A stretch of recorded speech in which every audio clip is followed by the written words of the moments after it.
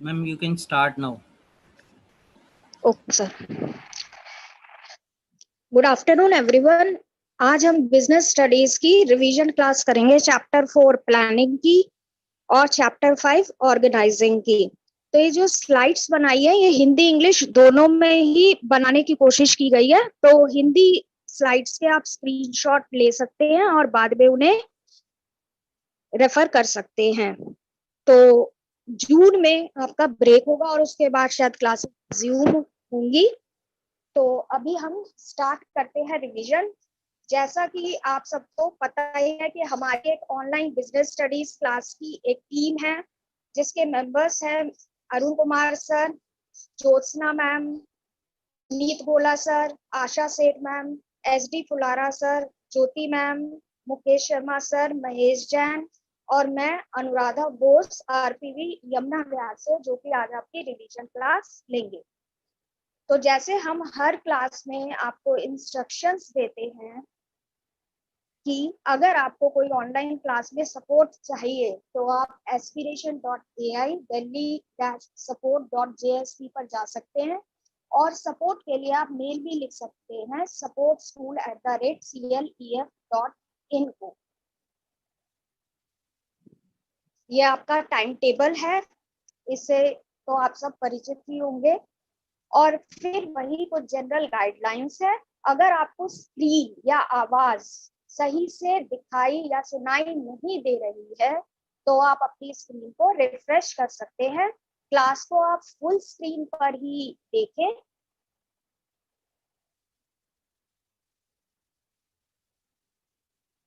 और अगर आपको स्क्रीन को एनलार्ज करना है तो बॉटम में एक स्क्वायर बटन होता है, उस पर आप क्लिक कर सकते हैं।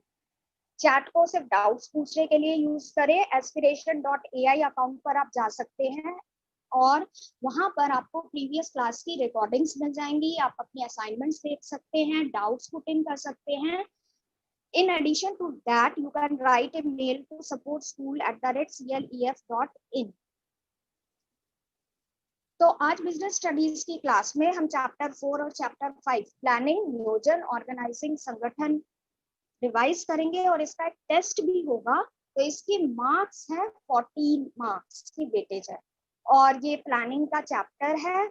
इसमें आपको बताया गया है कि आपको कौन कौन से टॉपिक्स करने हैं। ये एक माइंड मैप बनाया है जिसमें आपको प्लानिंग चैप्टर के सारे इंपॉर्टेंट टॉपिक्स मिल जाएंगे। आप इसको भी रेफर कर सकते हो, ये पॉइंट वाइज बना हुआ है।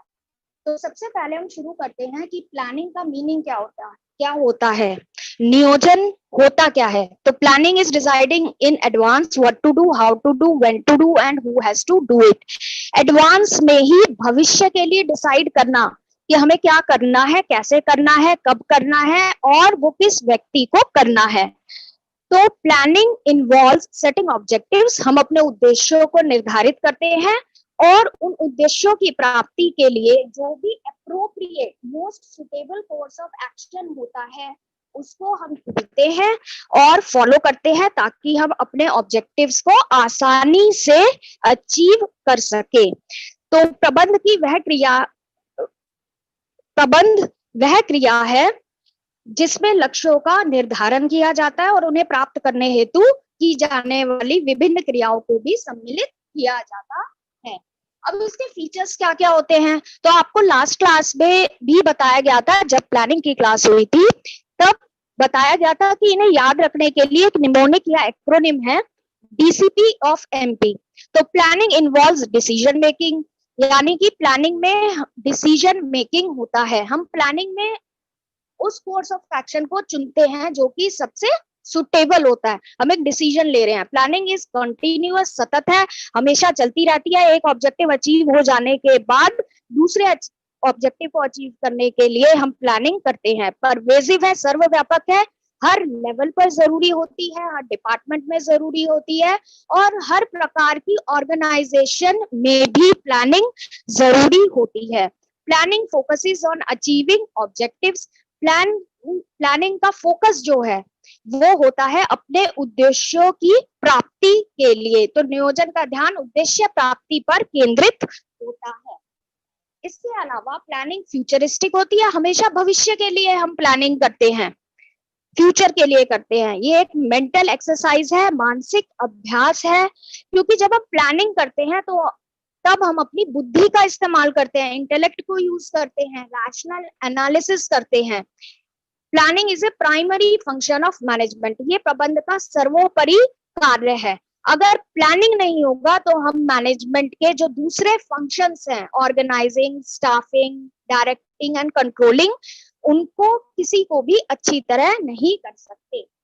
इसके बाद हमारा नेक्स्ट टॉपिक आता है इंपॉर्टेंस ऑफ प्लानिंग, नियोजन का महत्व क्या है। तो इसके लिए भी एक निमोनिक है, डॉक्टर सोडी। अगेन इसमें इंपॉर्टेंट जो कीवर्ड्स है उनका फर्स्ट अल्फाबेट लिया गया है। तो प्लानिंग प्रोवाइड्स डायरेक्शन, नियोजन दिशा प्रदान करता है। कैसे दिशा प्रदान करता है? सभी कर्मचारी उसी दिशा में काम करते हैं जिससे कि सारे ऑब्जेक्टिव्स को अचीव कर सके। Planning reduces risk of uncertainty. आप सबको पता है कि फ्यूचर अनसर्टेन होता है, उसको हम एक्यूरेटली प्रेडिक्ट नहीं कर सकते, पर जब हम प्लानिंग करते हैं तो हम फ्यूचर में होने वाले चेंजेस को भी कंसीडर करते हैं, और इसीलिए फ्यूचर में जो रिस्क हो सकता है, जो लॉस हो सकता है, उसको हम प्लानिंग के द्वारा कम कर सकते हैं। It establishes standards for controlling. अब कंट्रोलिंग मैनेजमेंट का लास्ट फंक्शन होता है जिसमें हम एक्चुअल परफॉर्मेंस को स्टैंडर्ड से कंपेयर करते हैं, और अगर कोई डेविएशन होती है तो उसको हम करेक्ट भी करते हैं। तो प्लानिंग में स्टैंडर्ड्स एस्टेब्लिश किए जाते हैं जो कि हम कंट्रोलिंग के प्रोसेस में कंपैरिजन के लिए यूज करते हैं। तो प्लानिंग नहीं होगा तो कंट्रोलिंग प्रोसेस को स्टैंडर्ड्स भी नहीं मिलेंगे। नेक्स्ट इंपॉर्टेंस है कि प्लानिंग करने की वजह से हमारी एक्टिविटीज, जो क्रियाएं होती हैं, वो बार बार दोहराई नहीं जाती, ओवरलैपिंग नहीं होती, और जो वेस्टफुल एक्टिविटीज होती हैं वो भी कम हो जाती हैं। It facilitates decision making. तो अगेन प्लानिंग में हम अप्रोप्रिएट कोर्स ऑफ एक्शन को चुनते हैं, यानी कि एक डिसीजन लेते हैं। And planning promotes innovation. Innovation मतलब नवीनतम विचार, नए नए विचार प्लानिंग की वजह से विकसित होते हैं। कैसे? टॉप मैनेजमेंट जब प्लान करता है तो वो अल्टरनेटिव कोर्सेज ऑफ एक्शन, बहुत सारे तरीके किसी काम को करने के आइडेंटिफाई करते हैं। तो उस टाइम पर अलग अलग लोग नए नए तरीके बताते हैं, तो हमारे पास नए विचार आ जाते हैं। प्लानिंग इंपॉर्टेंट है, पर फिर भी इसकी कुछ लिमिटेशंस है। प्लानिंग हमेशा सक्सेसफुल नहीं होती, वो इसकी लिमिटेशंस है। क्यों प्लानिंग फेल करती है? तो इसमें कौन कौन से पॉइंट्स होंगे? तो planning is no guarantee of success. सिर्फ प्लान बना देना ही सक्सेस की गारंटी, सफलता की गारंटी नहीं देता है, क्योंकि कई बार मैनेजर्स पुराने प्लान्स पर ही रिलाई कर जाते हैं और अलर्ट नहीं रहते कि एनवायरनमेंट में क्या क्या चेंजेस हो रहे हैं। प्लानिंग इज कॉस्टली, इसमें बहुत टाइम भी जाता है। एनालिसिस करने के लिए कई बार एक्सपर्ट्स को बुलाया जाता है, तो कॉस्ट भी इनकर होती है। प्लानिंग लीड्स टू रिजिडिटी, यानी कि अगर एक बार प्लान्स बन जाए तो जो मिडिल लेवल मैनेजमेंट है या लोअर लेवल मैनेजमेंट है, उन्हें वो प्लान्स वैसे ही फॉलो करने पड़ते हैं, वो उनमें कोई भी चेंजेस नहीं कर सकते।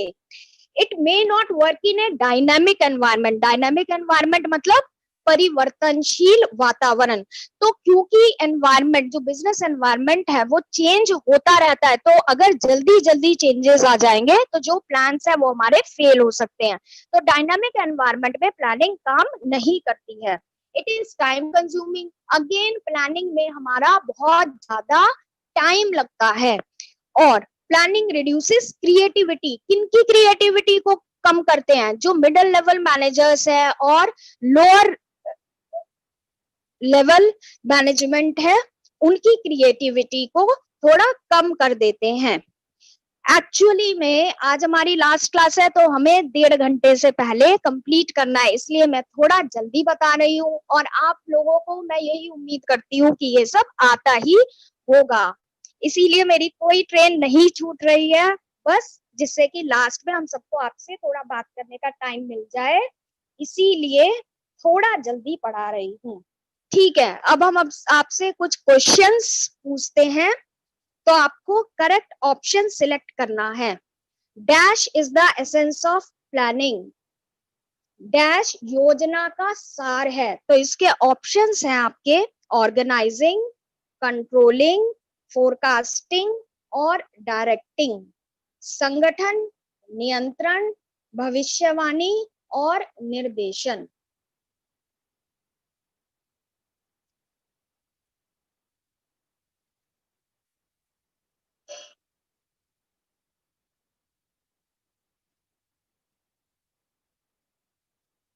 कई बच्चों के आंसर आ रहे हैं, अमित, आरपीवीवी, सौरभ पांडे, आकाश, सोनिया। तो इसका करेक्ट आंसर है फोरकास्टिंग या भविष्यवाणी।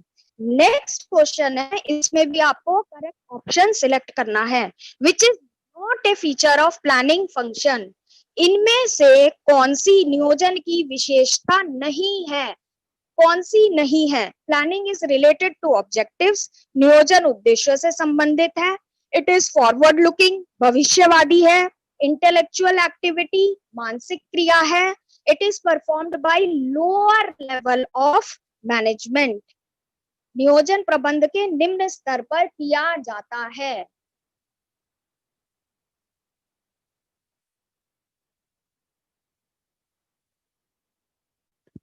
तो मैं वेट कर रही हूं आप लोगों के आंसर्स का।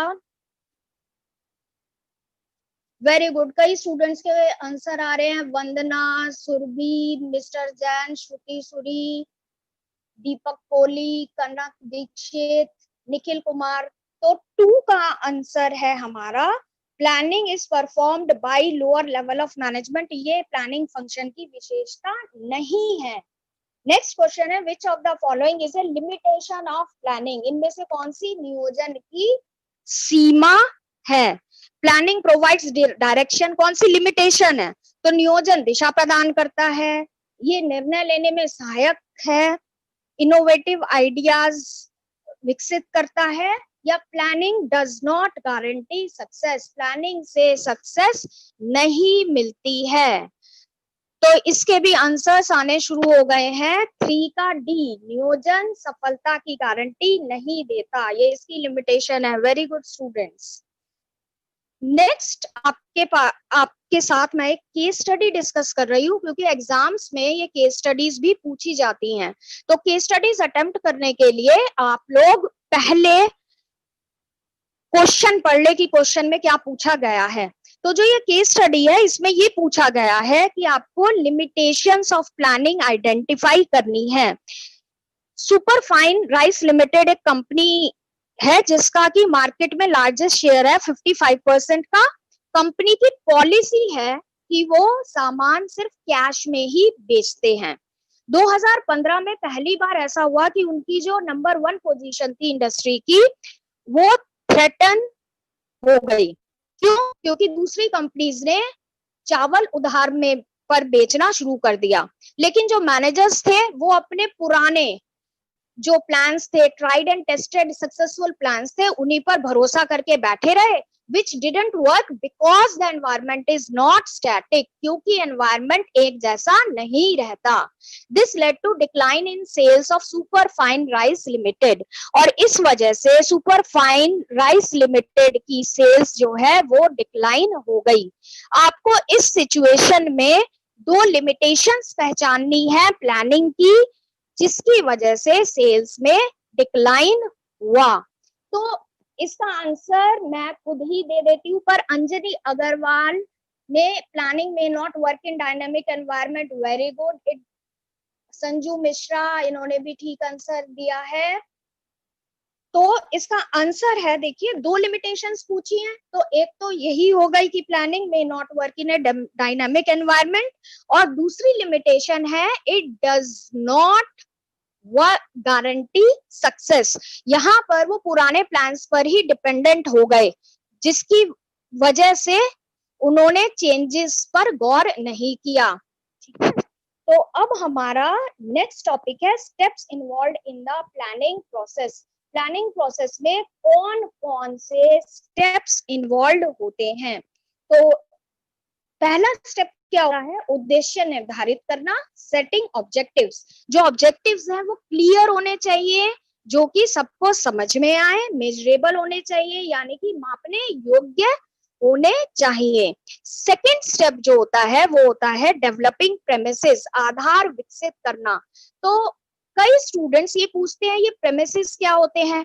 तो प्रेमिसेस होते हैं assumptions about the future environment।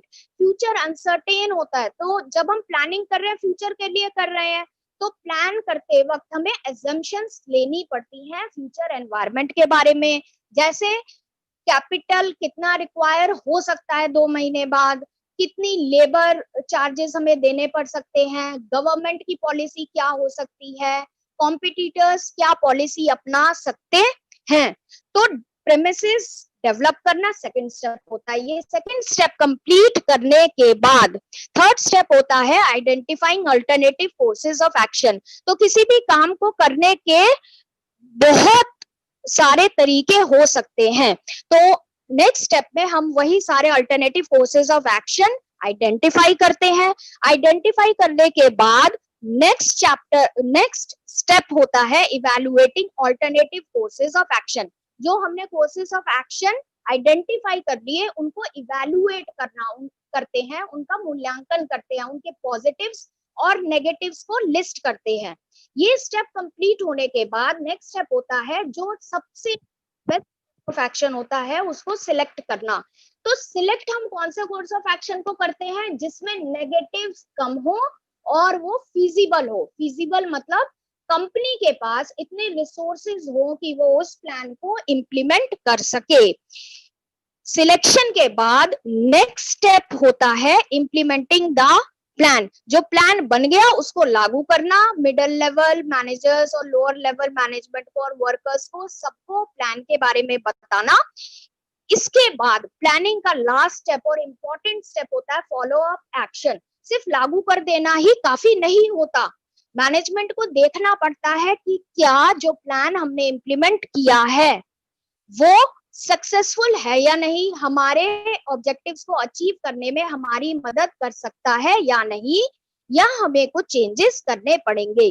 तो ये 7 स्टेप्स होते हैं, ये आपको सीरियल में याद, सीक्वेंस में याद रखने पड़ेंगे। इसके लिए भी एक निमोनिक है एस डाइज इफ। ये सब सारे स्टेप्स का फर्स्ट अल्फाबेट लेकर बनाए गए हैं। तो इसके बाद हम आ जाते हैं अगेन एक केस स्टडी पर। ये case study steps of planning से रिलेटेड है। इसमें आपको बताना है कि कौन सा स्टेप प्लानिंग प्रोसेस का इस केस स्टडी में डिस्कस किया गया है। On the introduction of GST, Goods and Services Tax Act, experts in the field of business started analyzing and forecasting its impact on various sectors and industries। जैसे ही GST introduce किया गया तो जो business field के experts थे उन्होंने GST का अलग अलग सेक्टर्स पर और इंडस्ट्रीज पर क्या इम्पैक्ट होगा उसका एनालिसिस और फोरकास्टिंग करना शुरू किया।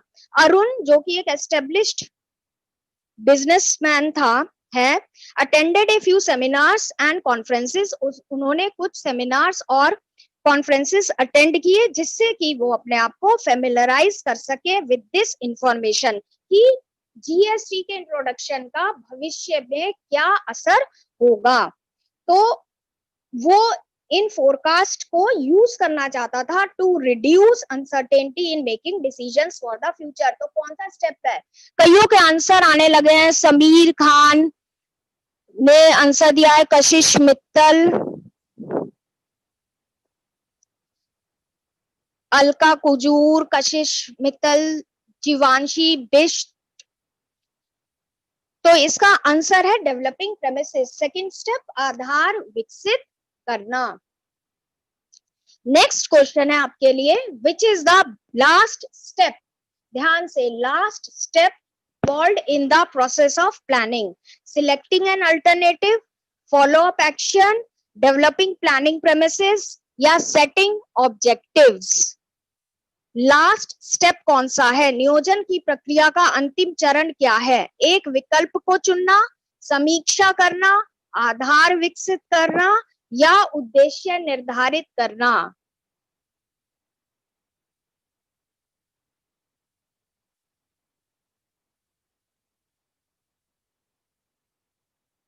तो आप जल्दी से इस क्वेश्चन का आंसर दे सकते हैं। लास्ट स्टेप क्या होता है? कईयों के आंसर आने शुरू हो गए। Anushka Singh follow up action, Kanika Ratkali follow up action, Rohini Kumari. तो इसका सही आंसर है बी, फॉलो अप एक्शन या समीक्षा करना। Very good. नेक्स्ट आपका क्वेश्चन है, following are the steps of planning process, arrange them in correct sequence. Planning process के स्टेप्स दिए गए हैं पर उनका सीक्वेंस सही नहीं है, आपको सही सीक्वेंस बताना है। तो developing premises, identifying and evaluating the course of action, setting objectives, selecting the best course of action। आपको इसका करेक्ट सीक्वेंस बताना है। वेरी गुड, कईयों के आंसर आ रहे हैं। वंदना, सीमा, आकाश, अक्षज, दीपांशु, संश्रुति।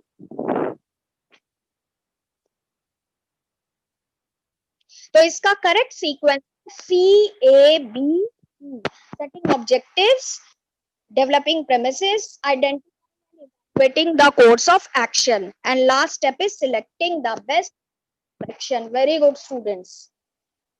अब नेक्स्ट टॉपिक इस चैप्टर का है टाइप्स ऑफ प्लान। योजना के प्रकार कौन कौन से होते हैं? तो प्लान्स को हम on the basis of use, उनके उपयोग के आधार पर, और ड्यूरेशन, अवधि क्या है, उसके आधार पर दो तरह के प्लान्स हम कैटेगराइज करते हैं। सिंगल यूज प्लान्स, एकल उपयोग योजनाएं, और स्टैंडिंग प्लान्स, स्थायी योजनाएं। जो सिंगल यूज प्लान्स होते हैं वो किसी एक विशेष इवेंट के लिए या प्रोजेक्ट के लिए बनाए जाते हैं, और एक बार वो प्रोजेक्ट या इवेंट कंप्लीट हो जाता है तब उन प्लान्स का कोई यूज नहीं रहता। प्रोग्राम या बजट इसके एग्जाम्पल है।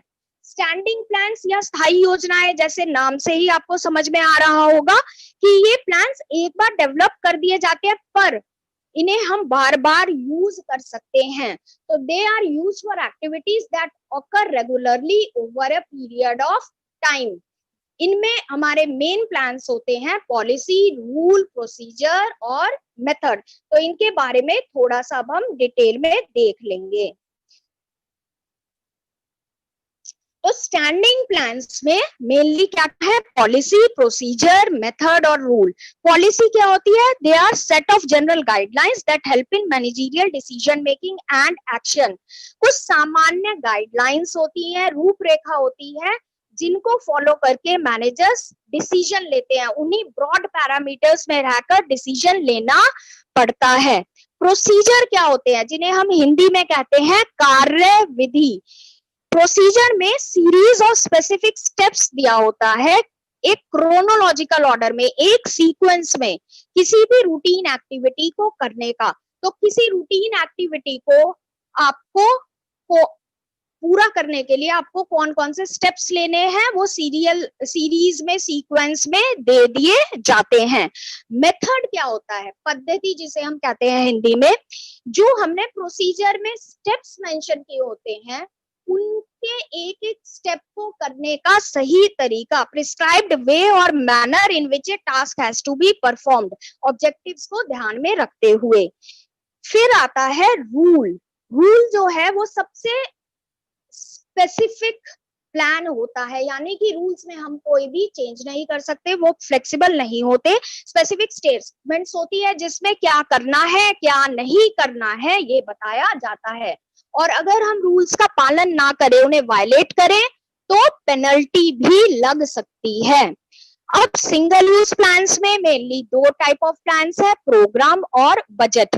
तो प्रोग्राम क्या होता है? Comprehensive plan. एक तो ये बात ध्यान रखनी है कि ये एक सिंगल यूज है, इसीलिए किसी स्पेशल इवेंट के लिए ही हम प्रोग्राम बनाते हैं। जैसे अगर कंस्ट्रक्शन ऑफ ए मॉल है, एक शॉपिंग मॉल कंस्ट्रक्ट करना है तो उसके लिए हम एक प्रोग्राम बनाएंगे। वो एक कॉम्प्रिहेंसिव प्लान होता है जिसमें ये सब कुछ, पॉलिसीज, प्रोसीजर्स, रूल्स और मेथड्स, बजट क्या होगा, सब कुछ डिटेल में बताया गया होता है। और सेकंड है इसमें बजट। तो बजट तो आपको पता ही होगा कि हमारे देश में फरवरी के महीने में पूरे साल का बजट आता है। बजट क्या होता है? Statement of expected results. क्या रिजल्ट्स हम एक्सपेक्ट कर रहे हैं वो न्यूमेरिकल टर्म्स में दिया होता है। तो बजट हमेशा फाइनेंस से रिलेटेड नहीं, फाइनेंशियल चीजों से रिलेटेड नहीं होता। ये हम नंबर ऑफ वर्कर्स रिक्वायर्ड के लिए भी एक बजट की स्टेटमेंट बना सकते हैं। ये हिंदी में स्लाइड्स है, इनके आप स्क्रीनशॉट ले सकते हैं। इसके अलावा दो और प्लान्स होते हैं, ऑब्जेक्टिव्स और स्ट्रैटेजी, पर हम इन्हें स्टैंडिंग प्लान्स और सिंगल यूज प्लान्स में कैटेगराइज नहीं करते। तो ऑब्जेक्टिव्स क्या होते हैं? एंड रिजल्ट्स जो कि एक ऑर्गेनाइजेशन को अचीव करने हैं। ऑब्जेक्टिव्स फॉर्मुलेट कौन करता है? Top management. Objectives desired results को क्वांटिटेटिव क्वांटिटेटिव टर्म्स में डिफाइन करते हैं। ये बहुत जरूरी है। जैसे एग्जांपल है कि एक कंपनी डिसाइड करती है कि वो अपना मार्केट शेयर 2021 तक 30% तक बढ़ा लेगी। इसी तरह स्ट्रैटेजी क्या होती है?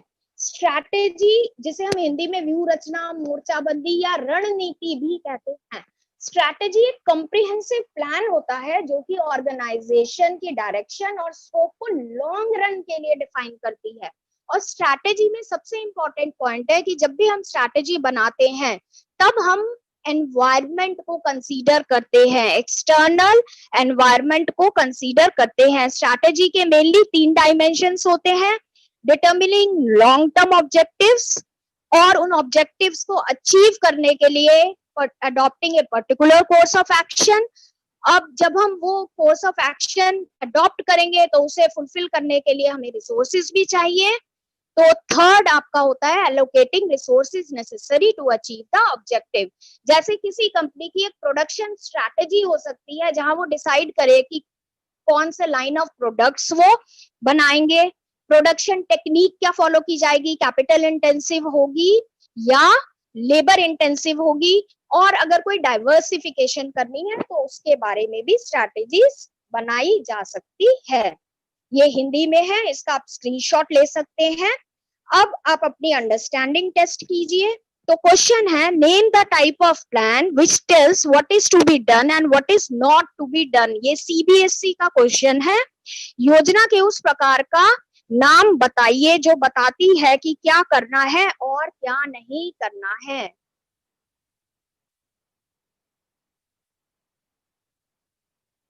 मैं वेट कर रही हूं आपके आंसर्स का। थोड़ा स्ट्रीमिंग के टाइम में डिफरेंस होता है इसलिए ये थोड़ा बाद में आ रहा है। तो इसके आंसर आने शुरू हो गए हैं। अबू अफजल, वंदना, सोनिया, नू गेमर, आनंद नेगी। तो इसका सही आंसर है रूल या नियम। नेक्स्ट है, we do not supply to our clients on credit. हम अपने क्लाइंट्स को उधार पर सामान नहीं देते। हाँ, इन सब के आंसर आ रहे हैं विवेक, पीयूष, रूही, प्रीति शाह, सीमा कनौजिया। तो इस स्टेटमेंट में आपको आइडेंटिफाई करना है और एक्सप्लेन करना है कि कौन सा टाइप ऑफ प्लान यहाँ हाईलाइट किया गया है। तो इसका आंसर है policy. Policy is the type of plan highlighted in the statement या नीति। ये उस कंपनी की पॉलिसी है कि वो अपना सामान क्रेडिट पर नहीं बेचते हैं। वेरी गुड, इसके आंसर आने लग गए हैं। सुमित पॉल, शिवम कुमार, प्राची, सुभाष चौहान, रेणु शर्मा, सुनीता गोयल। तो अब पॉलिसी को एक्सप्लेन करना है। तो पॉलिसी क्या होती है? These are the general guidelines और statements that guide managerial decision making. Policy defines broad parameters. Parameters बताती है जिनके अंदर रहकर ही मैनेजर्स अपनी डिसीजन मेकिंग करते हैं। पॉलिसीज थोड़ी फ्लेक्सिबल होती हैं तो कभी कभी जरूरत पड़ने पर चेंजेस हो सकते हैं। पुरुषोत्तम शर्मा, जैन मलिक, नेहा विश्वकर्मा, हिमांशु रमन, जितने नाम ले सकती हूँ मैंने ले लिए हैं। अब आपको 5 स्टेटमेंट्स दी गई है जहां पर आपको पहचानना है कि वो कौन सा टाइप ऑफ प्लान्स हैं। Alcohol is not permitted with in the factory premises. Factory premises में शराब परमिटेड नहीं है. Company follows the practice of hiring employees who are above 25 years of age. Company उन्हीं एम्प्लॉइज को हायर करती है जो कि 25 साल से ज्यादा एज के हैं. Very good. फर्स्ट आंसर आया है मानसी यादव, पिंकी, सुमित पॉल, मेघा यादव, भारती शर्मा. सेकंड एक्सप्लेन कर चुकी हूँ. थर्ड है इसमें, girls will be given a rebate of 5% in cut off for admission in the college. College admissions में गर्ल्स स्टूडेंट्स को 5% की रिबेट मिलेगी. फोर्थ, ध्यान से पढ़िएगा, Maruti started offering a discount of ₹20,000 on purchase of WagonR in response to this. इसके response में, मारुति के इस कदम के रिस्पॉन्स में हुंडई ने एक स्कीम स्टार्ट की कि वो हर सेंट्रो के साथ MP3 फ्री MP3 देंगे. और फिफ्थ है हमारा construction of A shopping mall. एक शॉपिंग मॉल कंस्ट्रक्ट करना है. तो अब आपको इन पांचों के टाइप ऑफ प्लान्स पहचानने हैं. Very good. आंसर्स आ रहे हैं. 3 का है रूल, पॉलिसी, संतोष कुमार, रानी सैफी, हर्षिता शर्मा, रेणु शर्मा ने फोर्थ आंसर दिया strategy. Very good. Najma, Parveen, Anushka, Pankaj, Anjali, इनके आंसर्स आ रहे हैं. तो मैं इनके आंसर्स बताती हूँ. फर्स्ट रूल है, सेकंड पॉलिसी है, ये उनकी पॉलिसी है. थर्ड वाली भी पॉलिसी है. फोर्थ में क्योंकि मारुति ने जो किया उसके रिस्पॉन्स में हुंडई ने स्कीम निकाली, तो ये होगी स्ट्रैटेजी. और construction of A shopping mall, एक शॉपिंग मॉल बन जाएगा फिर प्लान की जरूरत नहीं होगी. तो ये हमारा हो गया प्रोग्राम. इसका हम एक डिटेल्ड प्लान बनाएंगे. तो कई स्टूडेंट्स ने से सचिन, मोहम्मद माजिद, इन्होंने सही आंसर्स दिए हैं. अब एक केस स्टडी है, इसको हम जल्दी से डिस्कस कर लेते हैं. अपना घर नाम की कंपनी कंज्यूमर ड्यूरेबल्स में डील करती है और ये प्लान करते हैं कि दिवाली के आसपास ये अपनी सेल्स जो है वो 25% तक बढ़ा लेंगे. और क्योंकि गवर्नमेंट ने 7th पे कमीशन इंप्लीमेंट किया तो कई गवर्नमेंट एम्प्लॉइज की सैलरी बहुत बढ़ी. तो इस चीज को यूटिलाइज करने के लिए कंपनी 30 एडवर्टाइजमेंट फिल्म्स बनाती है जो कि 85 नेशनल और रीजनल चैनल्स पर दिखाई जाएंगी दिवाली तक. अब इस कंटेक्स्ट में आपको 2 डिफरेंट टाइप के प्लान्स बताने हैं जो कि अपना घर ने प्रपोज किए हैं और आपको लाइंस भी कोट करनी है. अब इस क्वेश्चन के स्टडी को ध्यान से समझिए. 2 इसमें दिए. Very good. सुमित पॉल का आंसर आए स्ट्रैटेजी. अवनी जैन, भारती शर्मा, पीयूष, इंद्रजीत कपूर, SP खन्ना. तो इसमें कौन से 2 प्लान्स हैं? पहला एक है ऑब्जेक्टिव. ऑब्जेक्टिव कैसे पता चला? क्योंकि ये अपना ऑब्जेक्टिव बनाते हैं कि दिवाली के आसपास ये अपनी सेल्स 25% तक बढ़ा देंगे. न्यूमेरिकल टर्म्स में है और ये एंड रिजल्ट है जो अचीव करना है. और स्ट्रैटेजी क्यों? जो गवर्नमेंट ने पे इंक्रीज किया उसके रिस्पॉन्स में इन्होंने अपनी एडवर्टाइजमेंट फिल्म्स बढ़ा दी. तो ये सेकंड हुई स्ट्रैटेजी. तो कईयों के आंसर सही भी आ रहे हैं. Jivanshi, strategy and objective. Very good. Kanu Singhal, Pinky, Sonu, Akshar Chaturvedi. तो इसके बाद नेक्स्ट क्वेश्चन है multiple choice question. What do we call the quantitative details of expected results? इच्छित परिणामों के गणनात्मक विवरण को क्या कहते हैं? रूल, प्रोग्राम, प्रोसीजर या बजट? नियम, कार्यक्रम, कार्यविधि या बजट? जो हम फ्यूचर में एक्सपेक्ट कर रहे हैं उन रिजल्ट्स के क्वांटिटेटिव डिटेल्स जो हैं उनको हम कौन से टाइप का प्लान कहते हैं? तो इसका answer very good. Priya Kumari, Shivani, Sunita Goyal, Yogita, काजल सिंह, इन्होंने सही आंसर दिए हैं बजट। इसका सही आंसर है बजट। इसके बाद है आपका एक मैच द फॉलोइंग। तो रूल, बजट, मेथड, प्रोग्राम, इनको आपको मैच करना है कि इनमें से कौन से सिंगल यूज प्लान है, एकल उपयोग योजना है, और कौन से स्टैंडिंग प्लान है यानी कि स्थायी योजना है। तो ये आप मैचिंग कीजिए जल्दी से।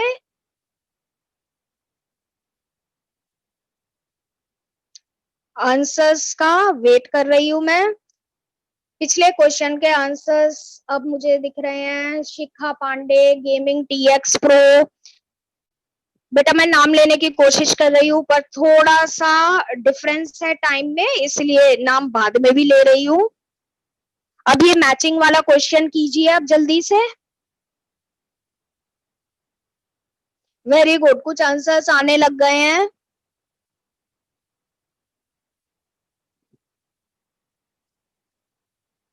AC2 BD1,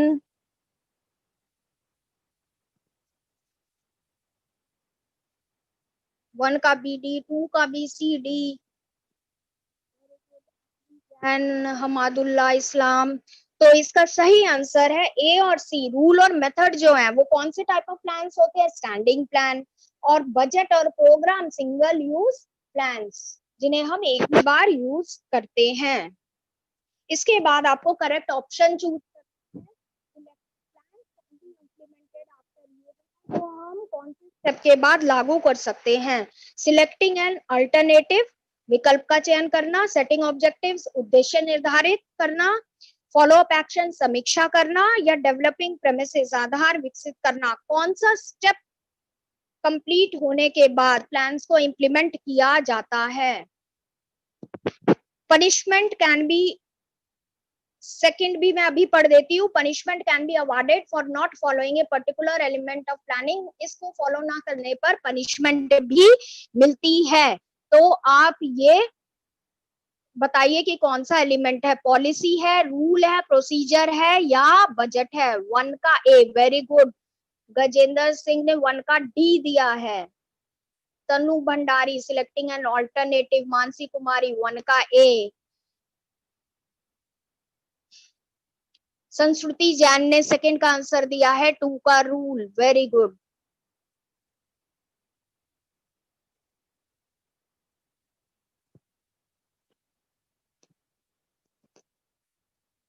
तो इनका आंसर क्या है, 1 का A. Plans can be implemented after selecting and alternative. और सेकंड का आंसर है रूल, जिसको ना मानने पर पनिशमेंट भी हो सकती है।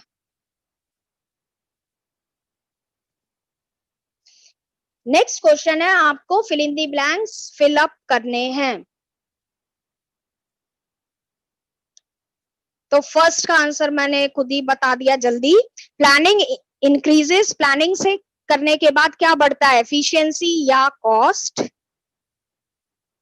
सेकंड आपका है प्लानिंग क्रिएट्स, प्लानिंग से क्या होता है, कॉन्फ्रंटेशन या कोऑर्डिनेशन। लड़ाई झगड़ा होता है या समन्वय बढ़ता है। वेरी गुड, आंसर आने लगा है फर्स्ट का एफिशिएंसी। सेकंड का प्लानिंग क्रिएट्स कन्फ्रंटेशन या कोऑर्डिनेशन। सेकंड का नेहा चौधरी ने आंसर दिया है कोऑर्डिनेशन। Very good. रूल सारे डैश स्टेटमेंट, नियम जो होते हैं वो किस तरह की स्टेटमेंट होती है, स्पेशल या जनरल, यानी कि स्पेसिफिक होती है या सामान्य होती है।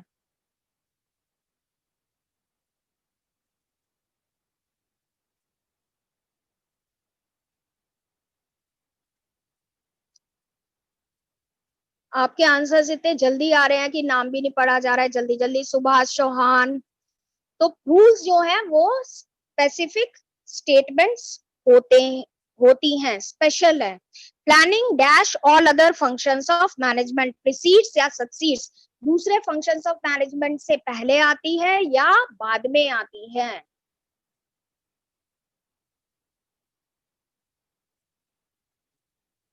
पहले आती है या बाद में आती है। Samarth Dhawan, precedes. Very good. Pappu Singh, succeeds. तो प्लानिंग जो है वो प्रिसीड करता है सारे फंक्शंस ऑफ मैनेजमेंट को। सबसे पहले हम प्लानिंग ही करते हैं, उसके बाद लास्ट है dash is usually developed once but used over and over again, single use plan या standing plan। कौन सा प्लान है जो एक बार बनाया जाता है पर हम उसे यूज बार बार करते हैं? वेरी गुड, प्रियंका, सेजल गुप्ता ने आंसर दिया, मनीषा खान, अनुष्का सिंह। तो इसका सही आंसर है standing plan. Pappu Singh, standing plan, very good. देखिए मैं सबके नाम नहीं ले पा रही हूँ, या यूट्यूब पे बहुत जल्दी नाम आ रहे हैं तो उसके लिए सॉरी, पर मैं सारे नाम देख रही हूँ। अब ट्रू और फॉल्स है। Planning is not required in government owned organisation, सरकारी ऑर्गेनाइजेशंस में प्लानिंग की जरूरत नहीं होती। Rules are rigid, rules rigid होते हैं। Planning is a one time event, सिर्फ एक ही बार की जाती है। Planning is a guess work और विशफुल थिंकिंग, सिर्फ एक गेस वर्क होता है।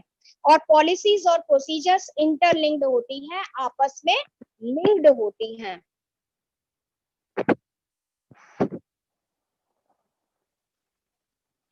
इसके आंसर आने लग गए हैं। पंकज कुमार, सोनाली केसरवानी, आप सारे आंसर्स इकट्ठे भी लिख सकते हैं। सेकंड का ट्रू दिया है सुमित पॉल, पंकज कुमार, हिमांशु, डिम्पल, सुनीता गोयल। तो फर्स्ट का आंसर है false. Second, rules are rigid, it is true. Planning is a one time event, एक बार नहीं होता है, बार बार करते हैं हम, फॉल्स है ये। प्लानिंग इज गेस वर्क और विजुअल थिंकिंग, ये भी हमारा फॉल्स है। Policies and procedures are interlinked, procedures जो सीक्वेंस होता है एक्टिविटीज को करने का, और पॉलिसीज ये इंटरलिंक्ड है। सुमित पॉल का आंसर आया है ट्रू, वेरी गुड। तो फिफ्थ का आंसर है ट्रू। इसके बाद ये हमारा प्लानिंग चैप्टर था। आज हमारे पास थोड़ा सा टाइम कम है, इसीलिए मैं थोड़ा जल्दी करा रही हूँ जिससे आपकी रिवीजन हो जाए। तो यूनिट 5 ऑर्गेनाइजिंग है। अगेन वही गाइडलाइंस है। अगर आवाज साफ नहीं आ रही है तो आप अपनी स्क्रीन को रिफ्रेश कर सकते हैं, ईयरफोन्स का यूज कर सकते हैं, और aspiration.ai पर जाकर आप असाइनमेंट्स देख सकते हैं, प्रीवियस क्लासेस की रिकॉर्डिंग देख सकते हैं। अगेन ये ऑर्गेनाइजिंग का एक माइंड मैप है जिसमें पूरा चैप्टर आपको कवर हुआ मिल जाएगा। तो ऑर्गेनाइजिंग का मतलब क्या होता है, संगठन का मतलब होता क्या है? तो ऑर्गेनाइजिंग को ऐसे प्रोसेस जब हम डिफाइन करते हैं तो it is the process of defining and grouping the activities of the enterprise and establishing authority, responsibility and accountability relationships among them. तो ऑर्गेनाइजिंग में हम क्या करते हैं, हमने प्लान बना लिए, उसके बाद जो ऑर्गेनाइजिंग में हम एक एंटरप्राइज को जो जो एक्टिविटीज करनी होती है उनको हम डिफाइन करते हैं, परिभाषित करते हैं कि क्या क्या एक्टिविटीज करनी है, और फिर उनका ग्रुप बनाते हैं। ग्रुप हमारा बनता है कि सेम टाइप की एक्टिविटीज को एक ग्रुप में रख दिया जाता है, और काम करने वाले जो एम्प्लॉयज होते हैं उनके बीच में हम अथॉरिटी, रिस्पॉन्सिबिलिटी और अकाउंटेबिलिटी के रिलेशनशिप एस्टेब्लिश कर देते हैं, जिससे ये क्लैरिटी हो जाती है कि किस एम्प्लॉय को कौन से एम्प्लॉय के पास रिपोर्ट करना है, किससे ऑर्डर लेने हैं, किसको ऑर्डर देने हैं। तो कुछ फीचर्स हैं ऑर्गेनाइजिंग के, और जो फर्स्ट फीचर है डिवीजन ऑफ वर्क, कार्य विभाजन। तो ऑर्गेनाइजिंग का बेसिस ही है कि काम को हम छोटे छोटे भागों में डिवाइड कर देते हैं। तो डिवीजन ऑफ वर्क होता है, और अलग अलग जो डिपार्टमेंट्स होते हैं उनमें कोऑर्डिनेशन, समन्वय होना बहुत जरूरी है, तभी हम ऑब्जेक्टिव्स को अचीव कर सकते हैं। बहुत सारे लोग इन्वॉल्व होते हैं, इसीलिए अनेक व्यक्ति या प्लुरैलिटी ऑफ पर्संस होता है। कॉमन ऑब्जेक्टिव्स, और सब एम्प्लॉयज जो है वो अपने कॉमन ऑब्जेक्टिव्स के लिए, जो ऑर्गेनाइजेशन के कॉमन ऑब्जेक्टिव्स हैं उनके लिए ही कार्य करते हैं। तो अब ऑर्गेनाइजिंग प्रोसेस के स्टेप्स क्या है, इसमें सिर्फ 4 स्टेप्स होते हैं और याद करने के लिए अगले निमोनिक है आईडे।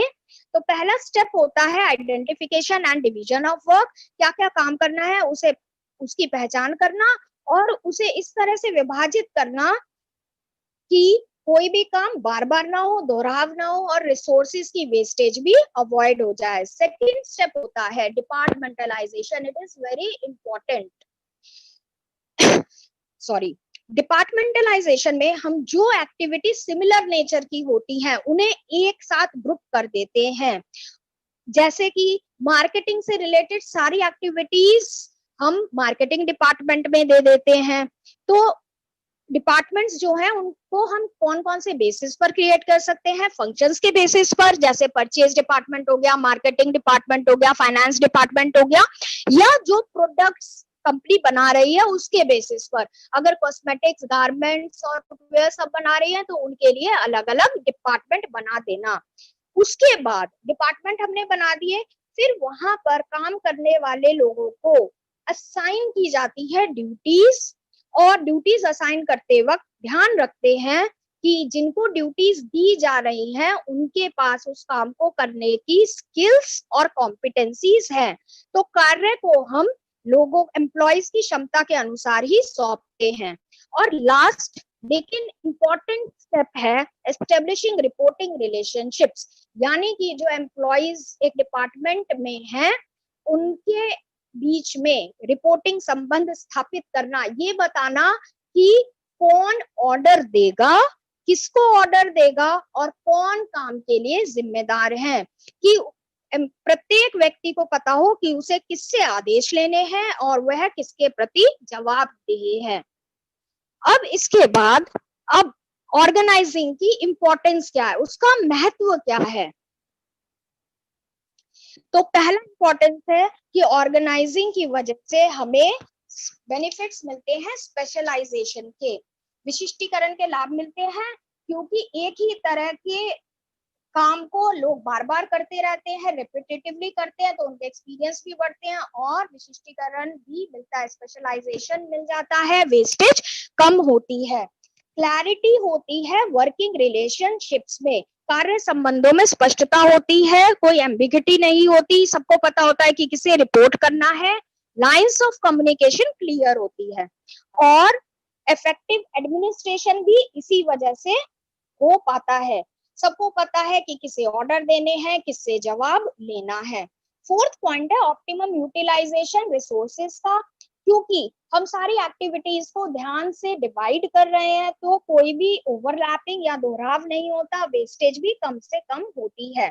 नेक्स्ट इंपॉर्टेंस का पॉइंट है अडेप्टेशन टू चेंज, परिवर्तन का अनुकूलन। ऑर्गेनाइजिंग की वजह से किसी भी एंटरप्राइज को बिजनेस एनवायरनमेंट में होने वाले चेंजेस को अकोमोडेट करने में आसानी होती है। ऑर्गेनाइजेशन स्ट्रक्चर को भी हम मॉडिफाई कर सकते हैं, जैसे कोई नया प्रोडक्ट ऐड करना हो तो डिपार्टमेंट ऐड कर लिया जाएगा और मैनेजरियल लेवल्स पर ट्रांजिशन भी स्मूथली हो जाता है। यदि कोई मैनेजरियल पोस्ट खाली हो गई तो प्रमोशन से भर दी जाती है और उसमें प्रॉब्लम भी नहीं होती। क्यों? क्योंकि सबऑर्डिनेट को पता होता है कि सुपीरियर जो है वो क्या काम करता था, उसे भी वो सुपीरियर काम देता होगा। देन डेवलपमेंट ऑफ पर्सनल, यानी कि जो कर्मचारी है उनका विकास कैसे होता है, डेलीगेशन की वजह से। डेलीगेशन का मतलब है कि अगर कोई सुपीरियर अपने काम का कुछ हिस्सा एक सबऑर्डिनेट को करने के लिए दे दे तो डेलीगेशन की वजह से सबऑर्डिनेट को काम मिलता है। सुपीरियर अपना जो फ्री टाइम, जो टाइम उसका बचा, उससे नए मेथड्स को डेवलप कर सकता है और दूसरा काम भी कर सकता है। और सबऑर्डिनेट्स क्योंकि जिम्मेदारी उठा रहा है इसीलिए उसके भी एक्सपीरियंसेस और स्किल्स बढ़ जाते हैं। फिर आपका लास्ट इंपॉर्टेंस का पॉइंट है एक्सपेंशन एंड ग्रोथ, विस्तार एवं विकास। तो ऑर्गेनाइजिंग की वजह से ज्यादा जॉब पोजीशंस भी जोड़ सकते हैं, डिपार्टमेंट्स और प्रोडक्ट लाइंस भी जोड़ सकते हैं। इसके बाद आपके लिए कुछ क्वेश्चंस है, फिल इन द ब्लैंक्स है। Division of work is the basis of dash का आधार कार्य का विभाजन है। चॉइस आपको दी हुई है प्लानिंग या ऑर्गेनाइजिंग।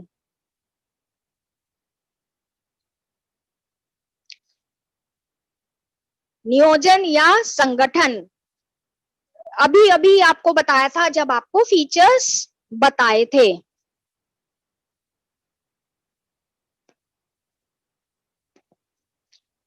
इसके आंसर भी शुरू हो गए हैं। अबू अफजल ने ऑर्गेनाइजिंग, यश यादव वेरी गुड। तो पहले का आंसर है ऑर्गेनाइजिंग या संगठन।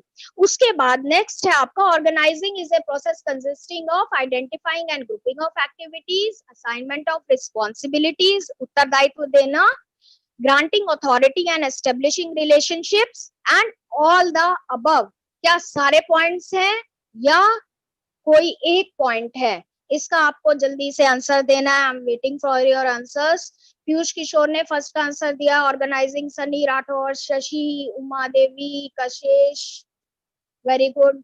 विभा मिश्रा ने सेकंड का D, Subhash Chauhan, Samarth Dhawan, Heru ji, SP Khanna very good, Jivanshi Bisht all कह रही हैं, तो इसका आंसर है ऑल। नेक्स्ट हमारा टॉपिक ऑर्गेनाइजिंग में आता है, ऑर्गेनाइजिंग स्ट्रक्चर। तो ये आपको महेश जैन सर ने भी क्लास में पढ़ाया था। तो ऑर्गेनाइजेशन स्ट्रक्चर क्या होता है? एक ऑर्गेनाइजेशन में काम करने वाले लोगों के रिलेशनशिप का स्पेसिफिक पैटर्न। जैसे आपको पता होगा एक कंपनी में सीईओ होते हैं, वाइस प्रेसिडेंट्स हो सकते हैं, डिपार्टमेंटल मैनेजर्स हो सकते हैं। तो कौन किसको रिपोर्ट करेगा, कौन किसका सुपीरियर है, कौन सबऑर्डिनेट है, उसका पूरा एक ढांचा। तो organisation structure refers to that specific pattern of relationship which is created during organising process. The structure provides a basis और फ्रेमवर्क फॉर मैनेजर। मैनेजर को इसी फ्रेमवर्क में रहकर काम करना पड़ता है। रोशनी शर्मा, मैंने अब आपका नाम ले लिया है।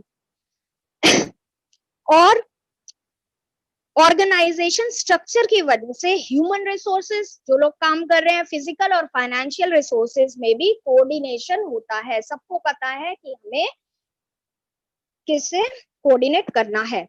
ऑर्गेनाइजेशन स्ट्रक्चर जो होता है, किसी भी कंपनी का ऑर्गेनाइजेशन स्ट्रक्चर वो कैसा होगा, ये डिपेंड करता है कि स्पैन ऑफ मैनेजमेंट कैसा है। अब स्पैन ऑफ मैनेजमेंट को हिंदी में कहते हैं प्रबंध का फैलाव या विस्तार। स्पैन ऑफ मैनेजमेंट होता क्या है? एक सुपीरियर अपने अंडर कितने सबऑर्डिनेट्स को इफेक्टिवली कंट्रोल कर सकता है, उसे हम कहते हैं स्पैन ऑफ मैनेजमेंट। तो किसी उच्च अधिकारी के अंतर्गत अधीनस्थों की संख्या जिनका प्रभाव पूर्ण ढंग से नियंत्रण किया जा सकता है। और स्पैन ऑफ मैनेजमेंट ही ऑर्गेनाइजेशन स्ट्रक्चर को शेप देता है और ये डिटरमिन करता है कि कितने लेवल्स होंगे। अगर नैरो स्पैन ऑफ मैनेजमेंट होगा, एक सुपीरियर के अंडर कम लोग होंगे, तो टॉल स्ट्रक्चर होगा, लेवल्स बढ़ जाएंगे। और अगर एक सुपीरियर के अंडर ज्यादा एम्प्लॉइज सबऑर्डिनेट्स होंगे, वाइडर स्पैन ऑफ मैनेजमेंट होगा, तो लेवल्स कम होंगे और स्ट्रक्चर हमारा फ्लैट हो जाएगा। आपके सिलेबस में दो ऑर्गेनाइजेशन स्ट्रक्चर्स हैं जो आपको पढ़ने हैं, एक फंक्शनल कार्यात्मक ढांचा और डिविजनल प्रभागीय या इसे हम विभागीय ढांचा भी कहते हैं। तो जो कार्यात्मक ढांचा, इसमें एक्चुअली में क्या है, हम डिपार्टमेंट्स बना रहे हैं। तो फंक्शनल स्ट्रक्चर में, कार्यात्मक ऑर्गेनाइजेशन स्ट्रक्चर में जो डिपार्टमेंट्स बनाए जाते हैं वो बनाए जाते हैं मेजर फंक्शंस या एक्टिविटीज के अकॉर्डिंग। तो एक मार्केटिंग डिपार्टमेंट हो सकता है, finance department, research and development department हो सकता है। और डिविजनल स्ट्रक्चर में जो डिपार्टमेंट्स बनाए जाते हैं उनका बेसिस होता है major products to be manufactured by it. Company जो मेजर प्रोडक्ट्स बनाती है उसके बेसिस पर हम डिविजनल स्ट्रक्चर में डिपार्टमेंट्स बनाते हैं। तो एक कॉस्मेटिक्स का, फुटवेयर का डिपार्टमेंट भी हो सकता है। अब कौन सी ऑर्गेनाइजेशन के लिए फंक्शनल ऑर्गेनाइजेशन स्ट्रक्चर सुटेबल होगा और कौन सी ऑर्गेनाइजेशन के लिए डिविजनल ऑर्गेनाइजेशन स्ट्रक्चर सुटेबल होगा, ये जानना बहुत जरूरी है। ये आपको केस स्टडी में भी पूछा जाता है। तो फंक्शनल ऑर्गेनाइजेशन स्ट्रक्चर वहां सुटेबल होता है जहां बिजनेस यूनिट का साइज बहुत बड़ा है, स्पेशलाइजेशन रिक्वायर्ड होती है क्योंकि फंक्शंस के बेसिस पर है, और जहां पर कंपनी का जो मेन प्रोडक्ट होता है वो सिर्फ एक ही होता है, जहां मुख्य रूप से एक ही उत्पाद बेचा जाता है। प्रभागीय संगठनात्मक ढांचा जो है वो उन कंसर्न्स के लिए है जो कि बहुत बड़े होते हैं, जहां लेवल्स ऑफ मैनेजमेंट भी ज्यादा ऐड हो सकते हैं। मैन्युफैक्चरिंग टेक्नोलॉजीज और मार्केटिंग मेथड्स भी अलग अलग यूज होते हैं। और सबसे इम्पोर्टेंट, जहां पर जो मेन प्रोडक्ट्स है वो एक से ज्यादा होते हैं। जैसे कोई कंपनी एसी, फ्रिज, टेलीविजन ये सब बनाती है तो वो एसी के लिए, रेफ्रिजरेटर के लिए अलग डिपार्टमेंट बना देगी। अब इन सब के अपने अपने फायदे हैं, लाभ हैं और अपने अपने नुकसान भी है, लिमिटेशंस भी है। वो आपको अच्छी तरह पढ़नी है। ये आपको थोड़ा सा रेपिटेटिव लगेगा, पर क्योंकि आप पहले कर चुके हो तो आप आसानी से समझ जाओगे। फंक्शनल ऑर्गेनाइजेशन यानी कि ऐसी ऑर्गेनाइजेशन जहां पर फंक्शंस के बेसिस पर डिपार्टमेंट्स बनाए जाते हैं। उसका फायदा क्या होता है? बेनिफिट्स और स्पेशलाइजेशन मिलते हैं, क्योंकि एक डिपार्टमेंट में एक ही तरह का काम होता है। मार्केटिंग डिपार्टमेंट में सारे मार्केटिंग के काम होते हैं, इसीलिए वहां हो जाता में सभी लोग काम कर रहे होते हैं, तो coordination with in the department आराम से हो जाता है। एक डिपार्टमेंट में एक ही तरह के कार्य किए जाते हैं। मैनेजरियल एफिशिएंसी भी बढ़ जाती है। मिनिमम डुप्लीकेशन ऑफ एफर्ट्स, मतलब ये कि प्रयत्नों की दोहराई, बार बार चीजों को दोहराया नहीं जाता।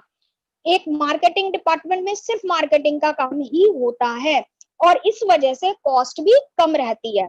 ट्रेनिंग इज फैसिलिटेटेड, इसका मतलब क्या है? एम्प्लॉयज की ट्रेनिंग आसान होती है क्योंकि लिमिटेड रेंज ऑफ स्किल्स सिखानी है। फाइनेंस डिपार्टमेंट में हम मैनेजर एम्प्लॉयज को फाइनेंशियल स्किल्स ही सिखाएंगे।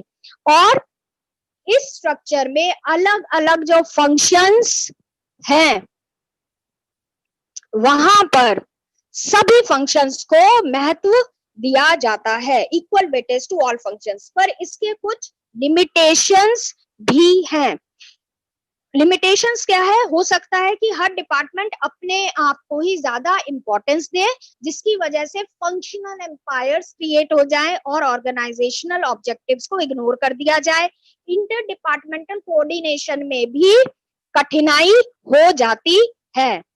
कॉन्फ्लिक्ट ऑफ इंटरेस्ट हो सकता है। मार्केटिंग डिपार्टमेंट बोले कि हम ज्यादा इंपॉर्टेंट है, इसीलिए हमें ज्यादा बजट दिया जाए।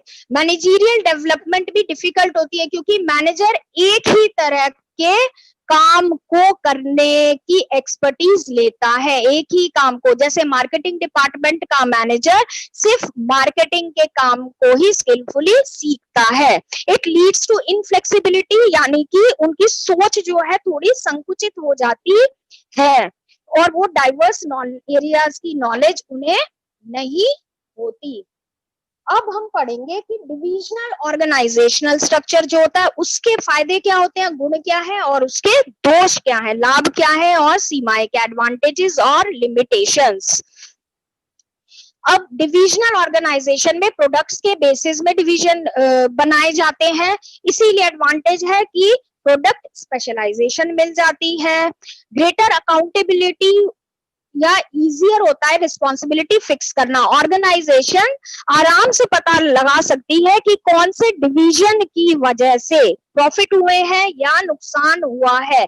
फंक्शनल में ये पता करना मुश्किल हो जाता है। और क्योंकि एक ही डिवीजन में, आप जैसे कॉस्मेटिक्स डिवीजन है तो उसी में सारे फंक्शंस होंगे, मार्केटिंग का भी, फाइनेंस का भी, रिसर्च एंड डेवलपमेंट का भी, ऑल रिलेटेड टू कॉस्मेटिक्स। इसीलिए ग्रोथ और एक्सपेंशन भी आराम से हो जाता है, मैनेजरियल डेवलपमेंट इजीली होती है। और क्योंकि एम्प्लॉइज को हर फंक्शन की नॉलेज होती है, इसीलिए उनका मैनेजरियल डेवलपमेंट आराम से होता है। फ्लेक्सिबिलिटी, उनकी सोच में भी फ्लेक्सिबिलिटी आ जाती है। कोऑर्डिनेशन, एक ही डिपार्टमेंट में सारे फंक्शंस हो रहे हैं, इसीलिए हम कहते हैं कि कोऑर्डिनेशन इजी है।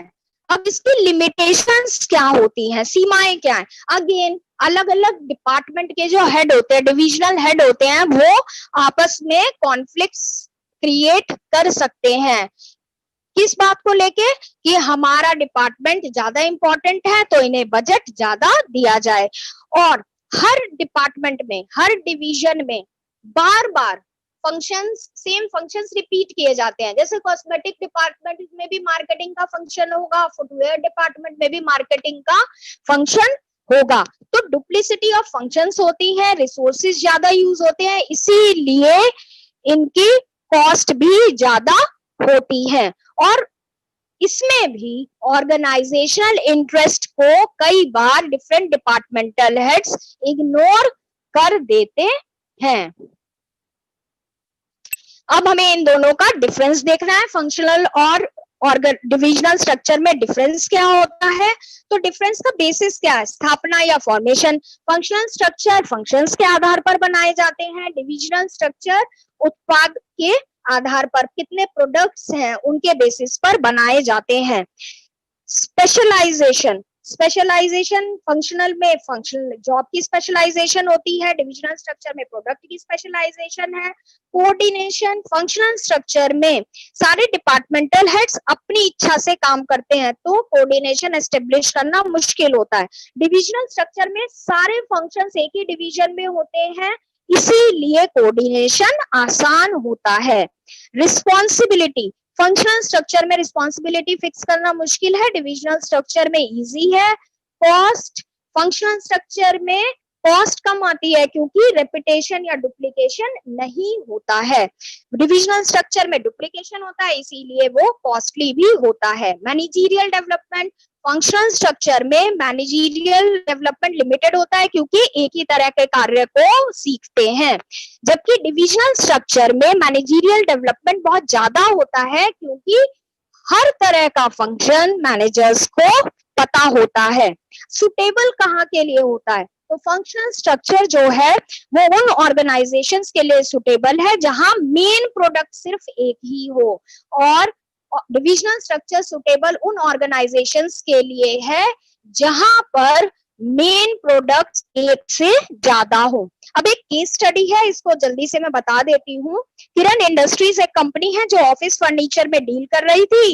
वो डिसाइड करते हैं कि हम अपने ऑपरेशंस को डाइवर्सिफाई करेंगे और मार्केट शेयर को बढ़ाएंगे, तो कई अल्टरनेटिव्स सुझाए जाते हैं और सुखविंदर जो है मैनेजिंग डायरेक्टर, वो ये डिसाइड करते हैं कि उन्हें होम इंटीरियर्स एंड फर्निशिंग्स का भी डिवीजन ऐड करना चाहिए, new line of business activity add करनी चाहिए। तो पहले वो होम फर्निशिंग्स, ऑफिस फर्नीचर बना रहे थे, अब वो होम इंटीरियर्स और फर्निशिंग्स ऐड करते हैं। तो आपको बताना है कि इसमें कौन सा ऑर्गेनाइजेशन स्ट्रक्चर सुटेबल होगा, एक रीजन बताना है और इसकी 2 लिमिटेशंस बतानी है। यहाँ पर ध्यान दीजिए कि नंबर ऑफ प्रोडक्ट्स कितनी है,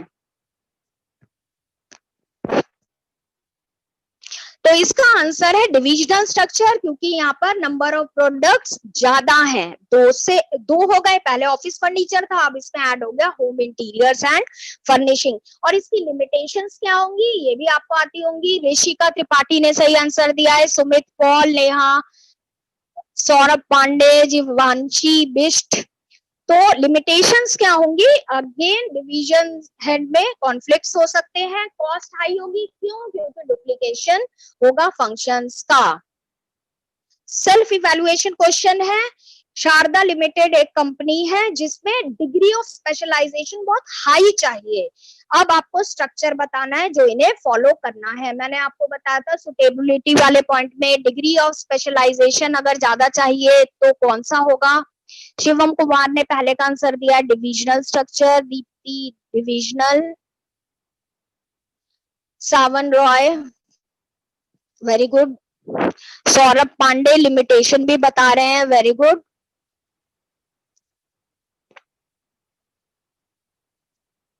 तो शारदा लिमिटेड क्योंकि उन्हें हाई डिग्री ऑफ स्पेशलाइजेशन चाहिए तो उनके लिए फंक्शनल स्ट्रक्चर ही सुटेबल होगा। अब सेकंड क्वेश्चन है, नेहा ने रन एक फैक्ट्री है नेहा की जहां पर वो शूज मैन्युफैक्चर करती है। अब वो डिसाइड करती है कि वो एक्सपैंड करेगी लेदर बैग्स में और वेस्टर्न फॉर्मल वियर में और इससे क्या होगा, उसका जो बिजनेस यूनिट है वो one stop for working women बन जाएगा।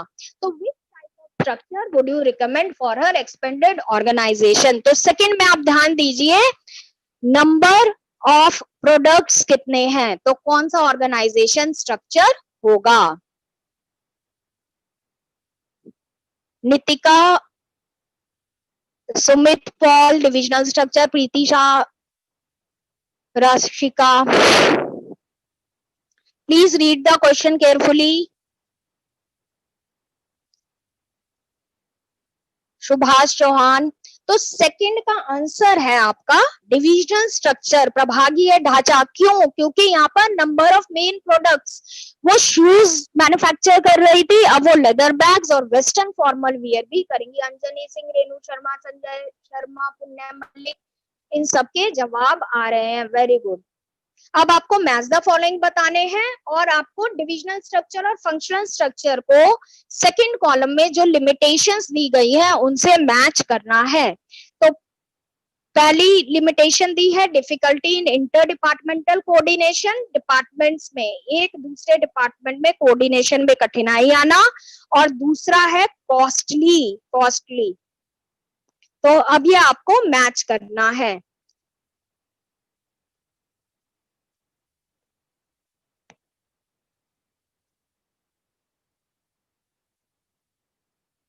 अभी से आंसर आ रहे सुमित पॉल, 1 का बी, 2 का ए। Very good.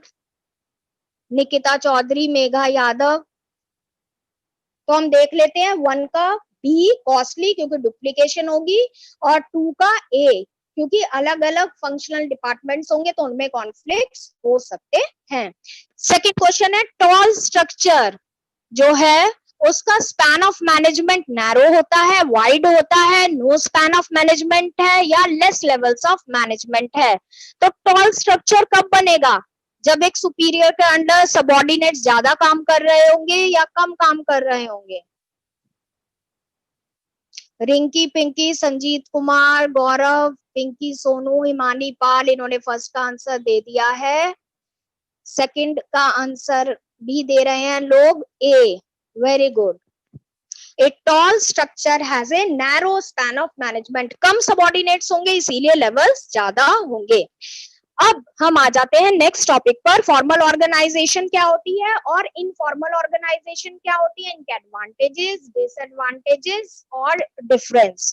तो फॉर्मल ऑर्गेनाइजेशन या औपचारिक संगठन क्या होता है? ऐसा संगठन जिसमें जो कि मैनेजमेंट खुद बनाती है, डेलिबरेटली क्रिएट की जाती है, यहाँ पर ज्यादा एम्फेसिस दिया जाता है जो काम कर रहे हैं उस पर, ये मोर स्टेबल होती है, इसमें चेंजेस नहीं होते, रूल्स एंड रेगुलेशंस पर बेस्ड होती है, डिवीजन ऑफ वर्क होता है, और जो भी इंटर रिलेशनशिप होता है, सुपीरियर सबऑर्डिनेट का जो रिलेशनशिप होता है वो क्लियरली डिफाइंड होता है, और कम्युनिकेशन जो होती है, देखो रूल्स एंड रेगुलेशंस पर आधारित है, टॉप मैनेजमेंट ने बनाया है, इसीलिए जो कम्युनिकेशन होती है that is through the scalar chain.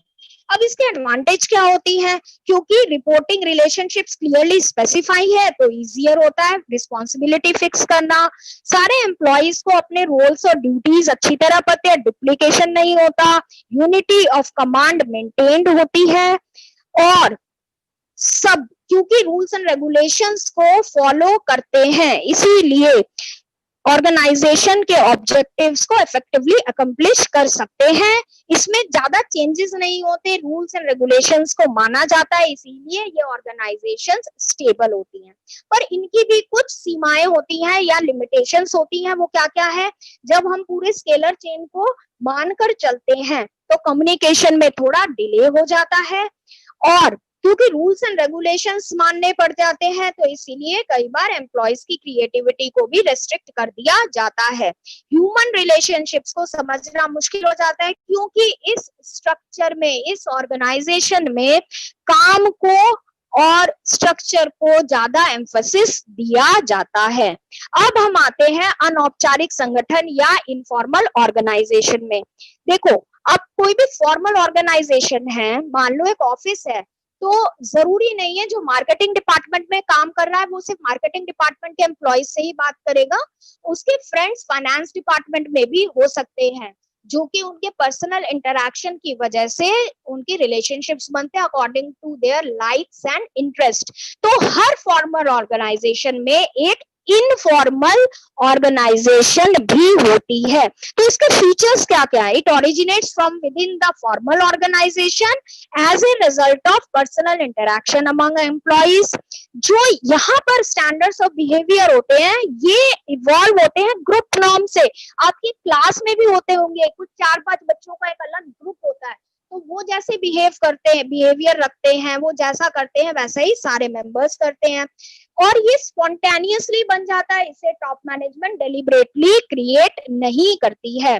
कोई रिटन रूल्स एंड रेगुलेशंस नहीं होते, डेफिनेट स्ट्रक्चर नहीं होता, फिक्स लाइन ऑफ कम्युनिकेशन नहीं होता।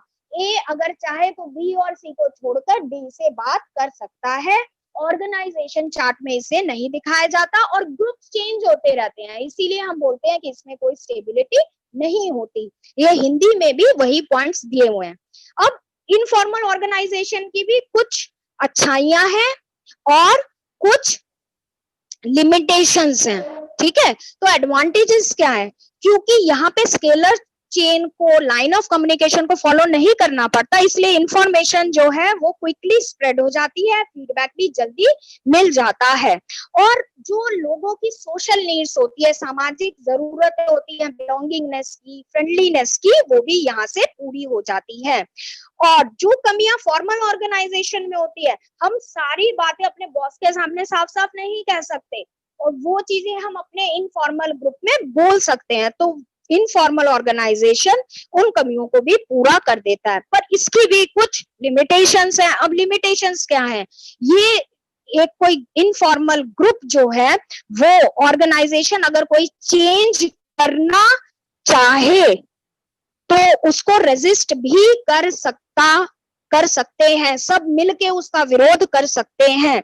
और इनफॉर्मल ऑर्गेनाइजेशन में अफवाहें भी बहुत जल्दी फैलती हैं, जरूरी नहीं है सारी इंफॉर्मेशन करेक्ट हो। कई बार ग्रुप मेंबर्स जो है वो दूसरे मेंबर्स को ग्रुप के सारे रूल्स को, नॉर्म्स को मानने के लिए मजबूर कर देते हैं, चाहे वो ऑर्गेनाइजेशन के हित में ना हो। अब दोनों का डिफरेंस क्या है ये हम जल्दी से देख लेते हैं। मीनिंग क्या है? फॉर्मल ऑर्गेनाइजेशन में अथॉरिटी रिलेशनशिप्स जो है वो डेलिबरेटली मैनेजमेंट बनाती है। इनफॉर्मल ऑर्गेनाइजेशन में जो नेटवर्क बनता है सोशल रिलेशनशिप का, वो इंटरैक्शंस की वजह से स्पॉन्टेनियसली बन जाता है। फॉर्मल ऑर्गेनाइजेशन कंपनी रूल्स और पॉलिसीज की वजह से बनती है, इनफॉर्मल ऑर्गेनाइजेशन सोशल इंटरैक्शन की वजह से। फॉर्मल ऑर्गेनाइजेशन में जो एम्प्लॉइज को अथॉरिटी मिलती है वो उनकी पोजीशन की वजह से मिलती है कि ऑर्गेनाइजेशन में उनकी पोस्ट क्या है, जबकि इनफॉर्मल ऑर्गेनाइजेशन में जो मेंबर्स को अधिकार मिलते हैं वो उनकी पर्सनल क्वालिटीज की वजह से मिलती है। ऐसे ही बिहेवियर के बेसिस पर कैसे डिफरेंशिएट करेंगे? फॉर्मल ऑर्गेनाइजेशन में बिहेवियर के लिए रूल्स और रेगुलेशंस जो हैं वो ऑर्गेनाइजेशन डिसाइड और रेगुलेशंस नहीं होते। Flow of communication formal organisation में स्केलर चेन होता है, इनफॉर्मल ऑर्गेनाइजेशन में ऐसा कोई पैटर्न नहीं होता। नेचर यानी कि फॉर्मल ऑर्गेनाइजेशन जो है ये रिजिड है या फ्लेक्सिबल है, तो ये रिजिड होता है, इसमें चेंजेस नहीं होते, जबकि इनफॉर्मल ऑर्गेनाइजेशन फ्लेक्सिबल होता है, ग्रुप बदल सकते हैं। ऐसे ही लीडरशिप किसे मिलती है? तो लीडरशिप फॉर्मल ऑर्गेनाइजेशन में मैनेजर्स ही लीडर्स होते हैं, पर इनफॉर्मल ऑर्गेनाइजेशन में लीडर्स जो है वो ग्रुप चूज करता है, इसीलिए जरूरी नहीं है कि लीडर बनने वाला एम्प्लॉय जो है वो मैनेजर ही हो, ठीक है। तो इसके बाद ये हिंदी में भी डिफरेंसेस दिए हुए हैं, कुछ मल्टीपल चॉइस क्वेश्चन है, इनका आप जल्दी से आंसर दे दीजिए। A network of social relationship that arise spontaneously due to interaction of work, जो अपने आप बन जाता है उसे कौन सा ऑर्गेनाइजेशन कहते हैं? फॉर्मल, इनफॉर्मल, डिसेंट्रलाइजेशन या डेलीगेशन। और नेक्स्ट क्वेश्चन में है इनमें से कौन सा ऑर्गेनाइजेशन स्केलर चेन को फॉलो करता है? फंक्शनल, डिविजनल, फॉर्मल ऑर्गेनाइजेशन या इनफॉर्मल ऑर्गेनाइजेशन? तो फर्स्ट का आंसर है इनफॉर्मल, अपने आप बन जाता है। दूसरे का आंसर है हमारा फॉर्मल ऑर्गेनाइजेशन। नेक्स्ट है कौन सी ऑर्गेनाइजेशन में ग्रुप नॉर्म्स, समूह के नियम दिखाई देते हैं? फॉर्मल, इनफॉर्मल, दोनों में या किसी में भी नहीं? वेरी गुड आंसर्स आ रहे हैं इकरा, परवीन, हिमानी पाल, सरस्वती, जैन, पहले वाले के। अब नेक्स्ट है if A company deals in a metal products and plastic products, दोनों प्रोडक्ट अलग अलग हैं, तो हम कौन सा ऑर्गेनाइजेशन इनके लिए यूजफुल होगा? इनफॉर्मल, फंक्शनल, डिविजनल या ऑल ऑफ द अबव? कौन से टाइप का ऑर्गेनाइजेशन यूजफुल होगा? वेरी गुड, पंकज कुमार, सचिन जायसवाल, सुजाता सिंह ये आंसर दे रहे हैं। तो इसमें ग्रुप नॉर्म्स इनफॉर्मल में होते हैं, दो अलग अलग प्रोडक्ट्स हैं, इसीलिए इसमें डिविजनल ऑर्गेनाइजेशन सुटेबल होगी। अब कुछ सेल्फ इवैल्यूएशन क्वेश्चन भी थे। रूबी लिमिटेड के एम्प्लॉइज ने एक ड्रामेटिक ग्रुप बनाया अपने रिक्रिएशन के लिए, तो कौन सा ऑर्गेनाइजेशन होगा? इसके फीचर्स बताइए। फीचर्स हमने पहले ही दिखा दिए हैं। तो अपने रिक्रिएशन के लिए बनाया है, तो इसमें कौन सा होगा? Informal organisation. ऐसे ही सेकंड है मिस्टर अजय, स्कूल प्रिंसिपल है, उन्होंने स्कूल का एक ऑर्डर निकाला कि हर फ्लोर पर एक स्टाफ रूम होगा और उस स्टाफ रूम में सिर्फ वही टीचर्स बैठेंगे जो उस फ्लोर पर काम लेते हैं, क्लास लेते हैं सॉरी, और स्कूल आवर्स में कोई भी टीचर सिर्फ अपने डिपार्टमेंट के लोगों से ही मिल सकता है। टीचर को स्ट्रिक्टली रूल्स और डायरेक्शंस फॉलो करने पड़ेंगे। Identify the type of organisation. Very good, इसका फर्स्ट के आंसर आ रहे हैं इनफॉर्मल, सेकंड का आंसर भी लोग दे रहे हैं, सुमित पॉल ने दिया फॉर्मल। वेरी गुड, तो स्कूल वाले में फॉर्मल ऑर्गेनाइजेशन है क्योंकि रूल्स और रेगुलेशंस फॉलो करने पड़ रहे हैं।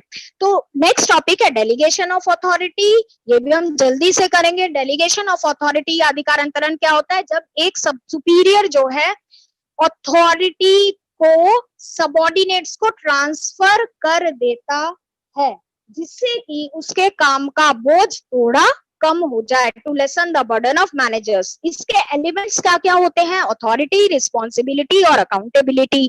अथॉरिटी क्या होती है? The right to take decisions within the scope of their position. Obligation, responsibility या उत्तरदायित्व क्या होती है? जब किसी को काम सौंपा जाता है तब सबऑर्डिनेट की ऑब्लिगेशन हो जाती है कि उत्तरदायित्व हो जाता है कि वो उस काम को अच्छी तरह करे। और अकाउंटेबिलिटी या जवाबदेही क्या होती है? जब किसी को अथॉरिटी भी दी गई है, रिस्पॉन्सिबिलिटी भी दी गई है, तो ही और she becomes answerable for the outcome. पर अकाउंटेबिलिटी को हम कभी भी डिनाई नहीं कर सकते। इसी तरह डेलीगेशन हो सकता है या नहीं, तो अथॉरिटी डेलीगेट कर सकते हैं, रिस्पॉन्सिबिलिटी पूरी तरह डेलीगेट नहीं कर सकते, और अकाउंटेबिलिटी तो कभी भी डेलीगेट नहीं होगी। चाहे मैनेजर अपना काम दूसरों को सौंप दे, फिर भी he will be answerable to his bosses. और ओरिजिनेट कहां से होते हैं? अथॉरिटी पोजीशन की वजह से होती है। रिस्पॉन्सिबिलिटी तब अराइज होती है जब किसी को अथॉरिटी डेलीगेट की जाती है। अकाउंटेबिलिटी, जैसे ही रिस्पॉन्सिबिलिटी मिल गई तब हम उस चीज के लिए अकाउंटेबल भी हो जाते हैं। अब ये फ्लो कैसे करती है, डाउनवर्ड या अपवर्ड? तो अथॉरिटी सुपीरियर सबऑर्डिनेट को देता है तो it flows downward. Responsibility subordinate से सुपीरियर के पास जाती है तो फ्लोज अपवर्ड। इसी तरह अकाउंटेबिलिटी भी फ्लो करती है upward from subordinate to superior. ये पॉइंट मैं आपको पहले भी बता चुकी हूं कि अकाउंटेबिलिटी एब्सोल्यूट होती है, it can never be passed और डेलीगेटेड। अकाउंटेबिलिटी सबऑर्डिनेट्स पर क्रिएट करने के बावजूद superior also remains out accountable. तो अब हमने पहले भी प्रिंसिपल्स ऑफ मैनेजमेंट में पढ़ा था कि अगर किसी को हम अथॉरिटी देंगे, तो अगर रिस्पॉन्सिबिलिटी देंगे तो उसे अथॉरिटी भी देनी पड़ेगी। तो इनमें से कौन सी आइडियल सिचुएशन है? अनामिका सिंह, मैंने अब आपका नाम ले लिया, थैंक यू, वेरी गुड, आपके सारे आंसर्स करेक्ट हैं। तो which of this is a ideal situation? Authority responsibility के बराबर होनी चाहिए, अथॉरिटी रिस्पॉन्सिबिलिटी से कम होनी चाहिए, ज्यादा होनी चाहिए, या कुछ भी? Any of the above. Very good, इसका आंसर सारे कृष्णकांत ने दिया है ए, अथॉरिटी रिस्पॉन्सिबिलिटी के बराबर होनी चाहिए। अब ये ट्रू फॉल्स है, इनके भी जल्दी से आंसर दे दीजिए। Power of taking decisions is called responsibility, निर्णय लेने की शक्ति को उत्तरदायित्व कहते हैं। Accountability can not be delegated to another person. Flow of authority कहाँ से होता है? अपवर्ड होता है क्या? सबऑर्डिनेट से टॉप लेवल पर। आउटकम की आंसरेबिलिटी को हम कहते हैं अकाउंटेबिलिटी। रिस्पॉन्सिबिलिटी अपवर्ड से अपवर्ड फ्लो करती है from subordinate to the superiors. तो आप इसके आंसर दीजिए। फर्स्ट का ट्रू, विवेक यादव, ज्योति कुमारी, अमित, आरपीवी, सबीहा परवीन, अंजनी सिंह, सीताराम कुमार, ज्योति कश्यप, सनी राठौर, ये सब आंसर्स दे रहे हैं। तो मैं आंसर्स जल्दी से बताती हूँ क्योंकि टाइम कम है। The power of taking decisions is called responsibility, false है, ये अथॉरिटी होगा। अकाउंटेबिलिटी डेलीगेट नहीं कर सकते, ट्रू है।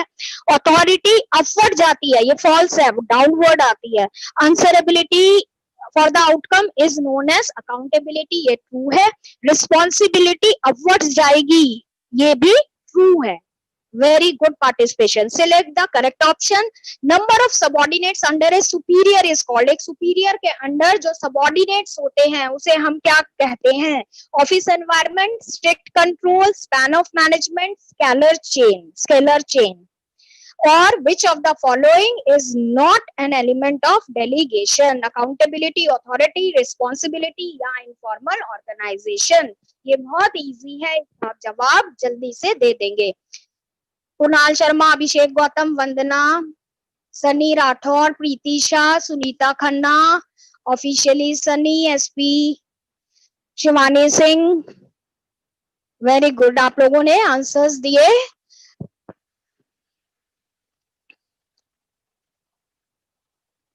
Jyotsna Dawar ma'am, thank you.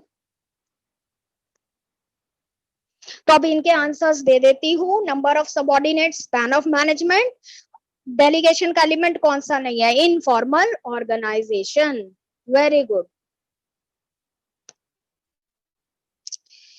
Delegation को इफेक्टिव होने के लिए it is essential that responsibility be accompanied with necessary, responsibility के साथ साथ क्या देना पड़ेगा हमें? अथॉरिटी, मैन पावर, इंसेंटिव या promotions. Grouping of activities on the basis of functions is a part of, functions के बेसिस पर अगर हम करते हैं तो वो किसका पार्ट होगा? डिसेंट्रलाइज्ड ऑर्गेनाइजेशन का, डिविजनल ऑर्गेनाइजेशन का, फंक्शनल ऑर्गेनाइजेशन का या सेंट्रलाइज्ड ऑर्गेनाइजेशन का? तनु, जय भारत, ऋषिका त्रिपाठी, मोहित, सौरभ, निशा, ज्योति कश्यप। तो फर्स्ट का आंसर है अथॉरिटी, सेकंड का आंसर है फंक्शनल ऑर्गेनाइजेशन, वेरी गुड। अब हम जल्दी से इंपॉर्टेंस डेलीगेशन देख लेते हैं।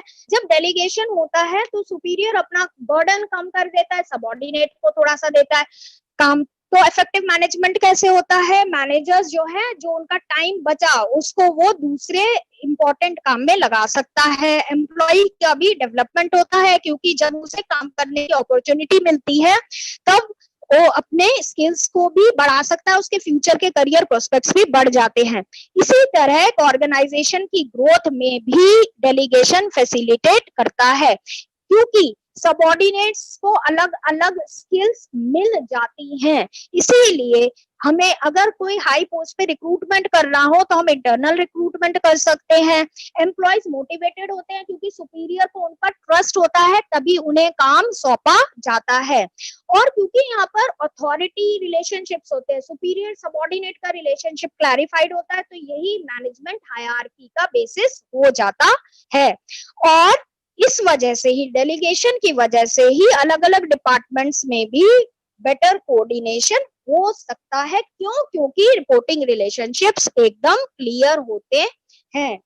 अब हम पढ़ेंगे लास्ट इसका topic, but it is an important topic which is decentralization.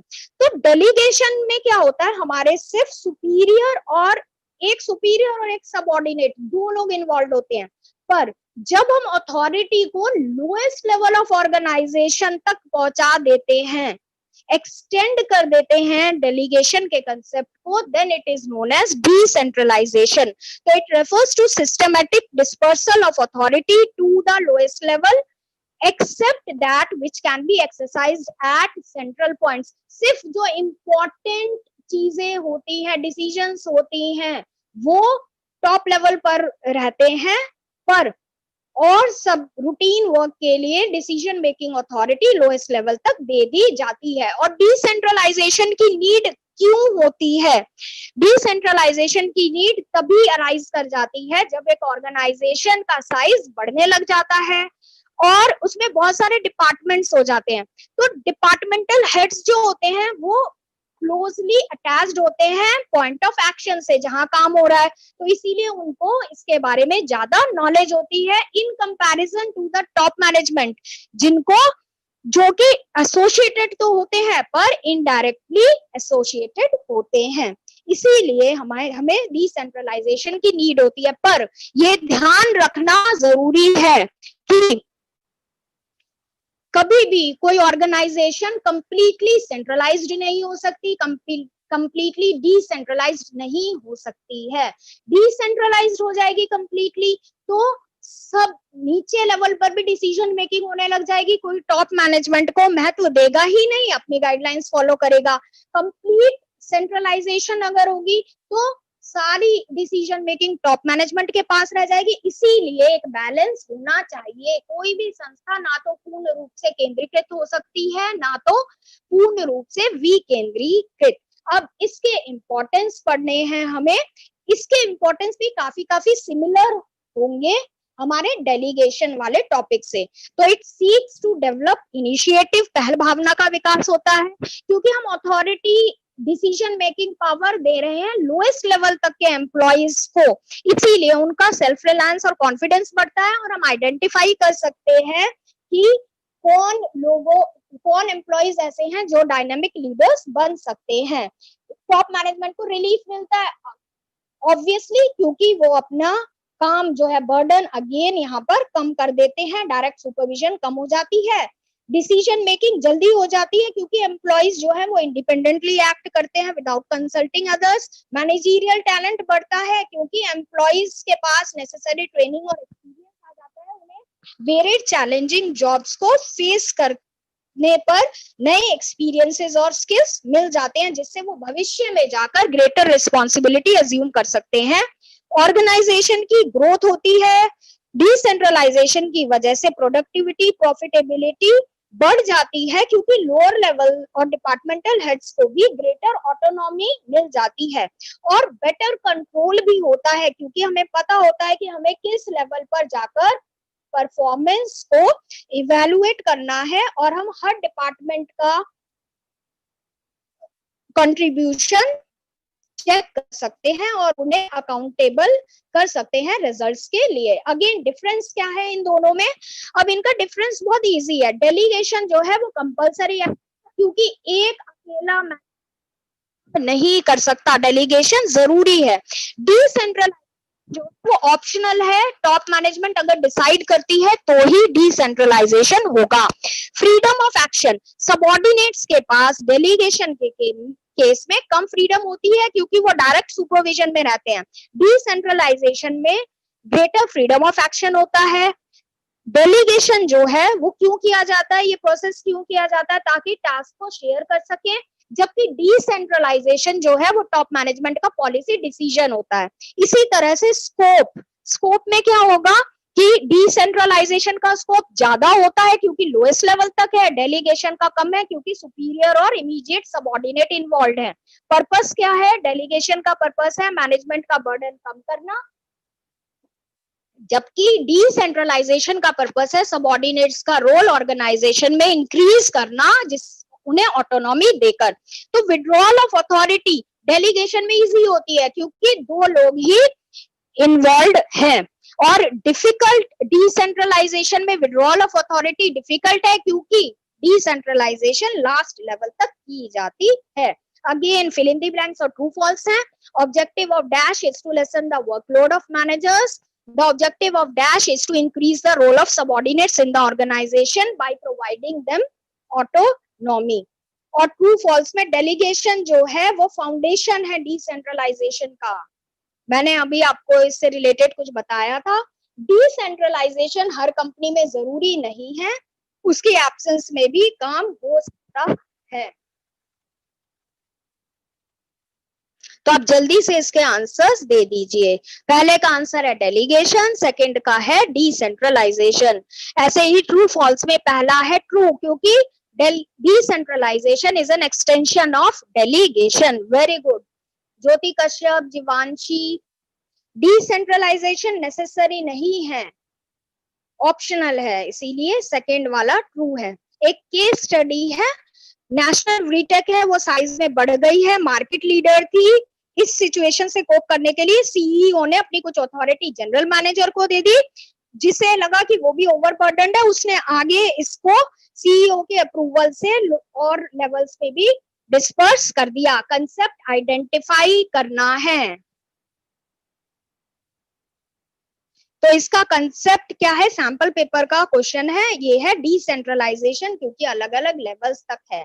इसके बाद आपकी होम असाइनमेंट्स है। एक इसमें केस स्टडी भी है जिसका सोल्यूशन भी मैंने दे दिया है। अगेन गाइडलाइंस है, आप स्क्रीन रिफ्रेश कर सकते हैं। डाउट्स के लिए aspiration.ai पर जा सकते हैं।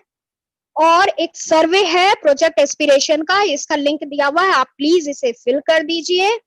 और मैं थैंक्स करना चाहूंगी सब स्टूडेंट्स का, अपने सारे टीम मेंबर्स का, अरुण सेठी सर, शंकर दत्त फुलारा सर जो हमारे कोऑर्डिनेटर्स हैं, Jyotsna madam, Asha Seth madam, Jyoti Kaushik ma'am, Mahesh sir, Mahesh Sharma sir, Mahesh Jain, Mukesh Sharma sir, Mahesh Jain sir, accountancy की पूरी टीम, डीओई को, डायरेक्टरेट ऑफ एजुकेशन को, और करियर लॉन्चर को, श्रीनी सर को, जिन्होंने हमें ये opportunity the.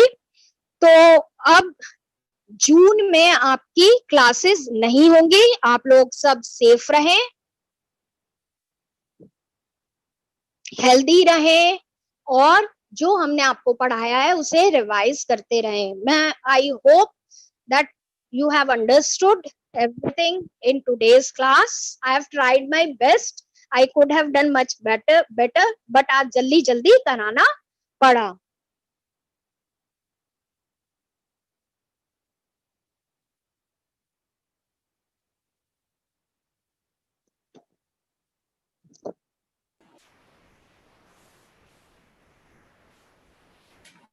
Thank you ma'am, बहुत बढ़िया सेशन रहा आपका, बहुत ही स्पीड में आपने सारा कुछ बता दिया, बहुत ही बढ़िया रिस्पॉन्स आ रहा है बच्चों का, बहुत बढ़िया सेशन रहा मैम।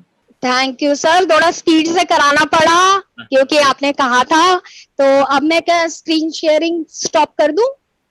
हाँ कर सकते हो, आप स्क्रीन शेयरिंग स्टॉप कर सकते हो। Thank you sir, thank you all very much. Excellent presentation madam. Thank you sir. बहुत ही बढ़िया, बेहतरीन तरीके से आपने दोनों चैप्टर्स का एक एक्सीलेंट वे में रिवीजन कराया। Very nice madam. Thank you sir, thank you so much. बच्चों ने भी बहुत एंजॉय किया मैम, बहुत ही बढ़िया सेशन रहा। Thank you ma'am. बहुत कम टाइम में आपने काफी बड़े, कवर किया, बहुत बढ़िया मैडम। Thank you sir.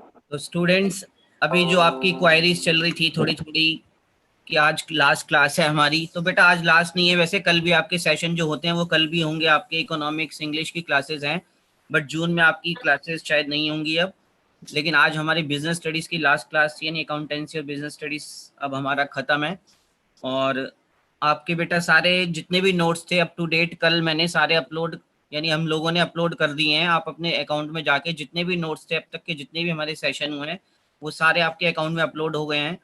तो अब आपका जून में अगर क्लासेस नहीं होंगी अब, तो आपका होमवर्क यही है कि आप उन सारे नोट्स को रिवाइज करना बेटा। सारे जितने भी हमने आपको पीपीटीज दिए हैं वो सारी डाल दिए हैं उसमें, और आप सारे नोट्स को रिवाइज करो। जितने भी उसमें क्वेश्चन दिए गए हैं वो बहुत ही इंपॉर्टेंट क्वेश्चन है सीबीएसई के पर्पज से, तो अगर आप उतना भी कर लोगे जितना हमने आपको दिया है, होमवर्क भी है उसमें, असाइनमेंट्स भी हैं, तो आप उनको दोबारा से रिवाइज करना अच्छे तरीके से। और आप सारे बच्चों का भी बहुत ज़्यादा थैंक यू कि कोरोना में हमें आपसे बात करने का मौका मिला और आपने इतना अच्छा रिस्पांस दिया। तो हम भी कोशिश करेंगे कि दोबारा आपसे मिलें जून में बिल्कुल, और हम भी मिस नहीं करना चाहते आपको। हमारा भी यही है कि भाई आपसे ज़रूर मिलें हम। और बेसिकली एक शेर बोल देता हूँ मैं, बाकी टीचर्स भी अभी आपके साथ कुछ शेयर करेंगे। तो मैं एक शेर बोल रहा हूँ आपके लिए। तुम्हारे साथ ये मौसम फरिश्तों जैसा है, तुम्हारे साथ ये मौसम फरिश्तों जैसा है, तुम्हारे बाद ये मौसम बहुत सताएगा। तो बेटा आप सब हमें याद आओगे, वैसे तो हम जून में वापस आएंगे जून के बाद, लेकिन फिर भी आपके साथ जो मौसम ये जा रहा है बहुत ही बढ़िया है, और हम आपको बेटा हमेशा याद रखेंगे। और मैं बाकी टीचर से भी रिक्वेस्ट करूंगा, कुछ अपने व्यूज दे सकते हैं। एक्सीलेंट अरुण सर, आपने तो बिल्कुल मतलब दिल की बात कर दी। इसके अलावा मैं ये भी कहना चाहूंगा कि हमने जो बच्चों को कराया है टिल डेट, वो तकरीबन जुलाई एंड तक के सिलेबस करा दिया है एक तरह से। तो हाँ जी, हाँ बच्चे, जी। जो भी बच्चे सुन रहे हैं, वो इस बात का ध्यान रखें कि जून को ऐसे ही वेस्ट ना जाने दें। और जितना हमने कराया है, अगर आप इतना भी रिवाइज कर गए तो आप समझ लीजिए कि आपने जुलाई एंड तक का सिलेबस कर लिया है एक तरह से। बिल्कुल। Excellent session, sir. Excellent. And we all enjoyed with each other and students. Students participate. It's awesome. Yes, yes. बहुत ही अच्छे से, बहुत ही प्यार से स्टूडेंट्स ने अपना पार्टिसिपेशन भी किया और समझा भी। ये सबसे बड़ा इस हमारी एक टीम का एक्सपीरियंस रहा कि स्टूडेंट्स ने हमें बहुत ही प्यार दिया।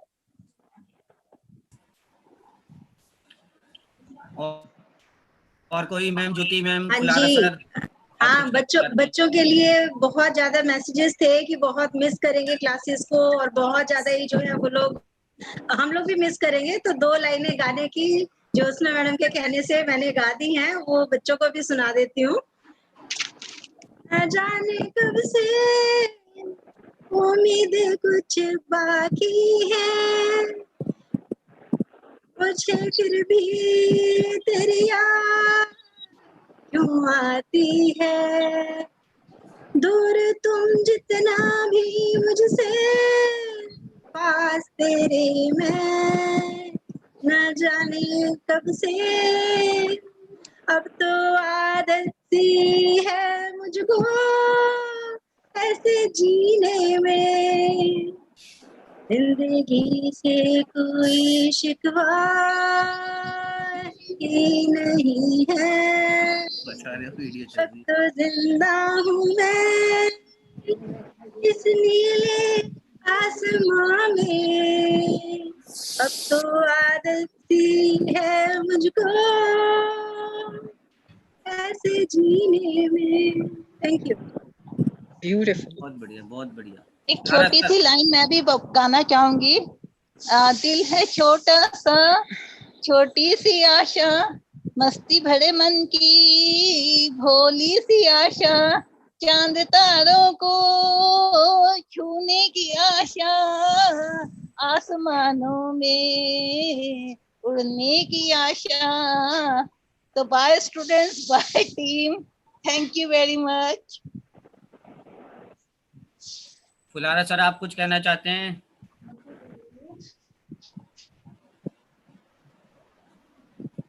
फुलारा सर, वॉइस वॉइस नहीं आ रही आपकी, माइक ऑन करो, माइक बंद है आपका। सर हमारी जितनी भी टीम लगी थी इसमें ऑनलाइन में, बिजनेस स्टडीज की, अकाउंटेंसी की, सभी ने बहुत हार्ड वर्क किया और बच्चों ने बहुत ज्यादा एंजॉय किया इन क्लासेस को।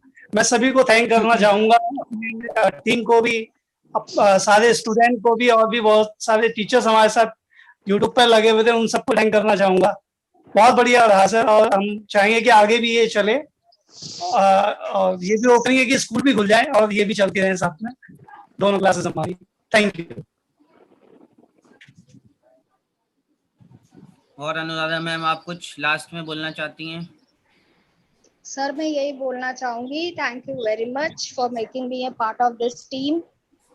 और सब सेफ रहे, हेल्दी रहे, और ये क्लासेस मैंने भी बहुत एंजॉय की, और थैंक यू ऑल।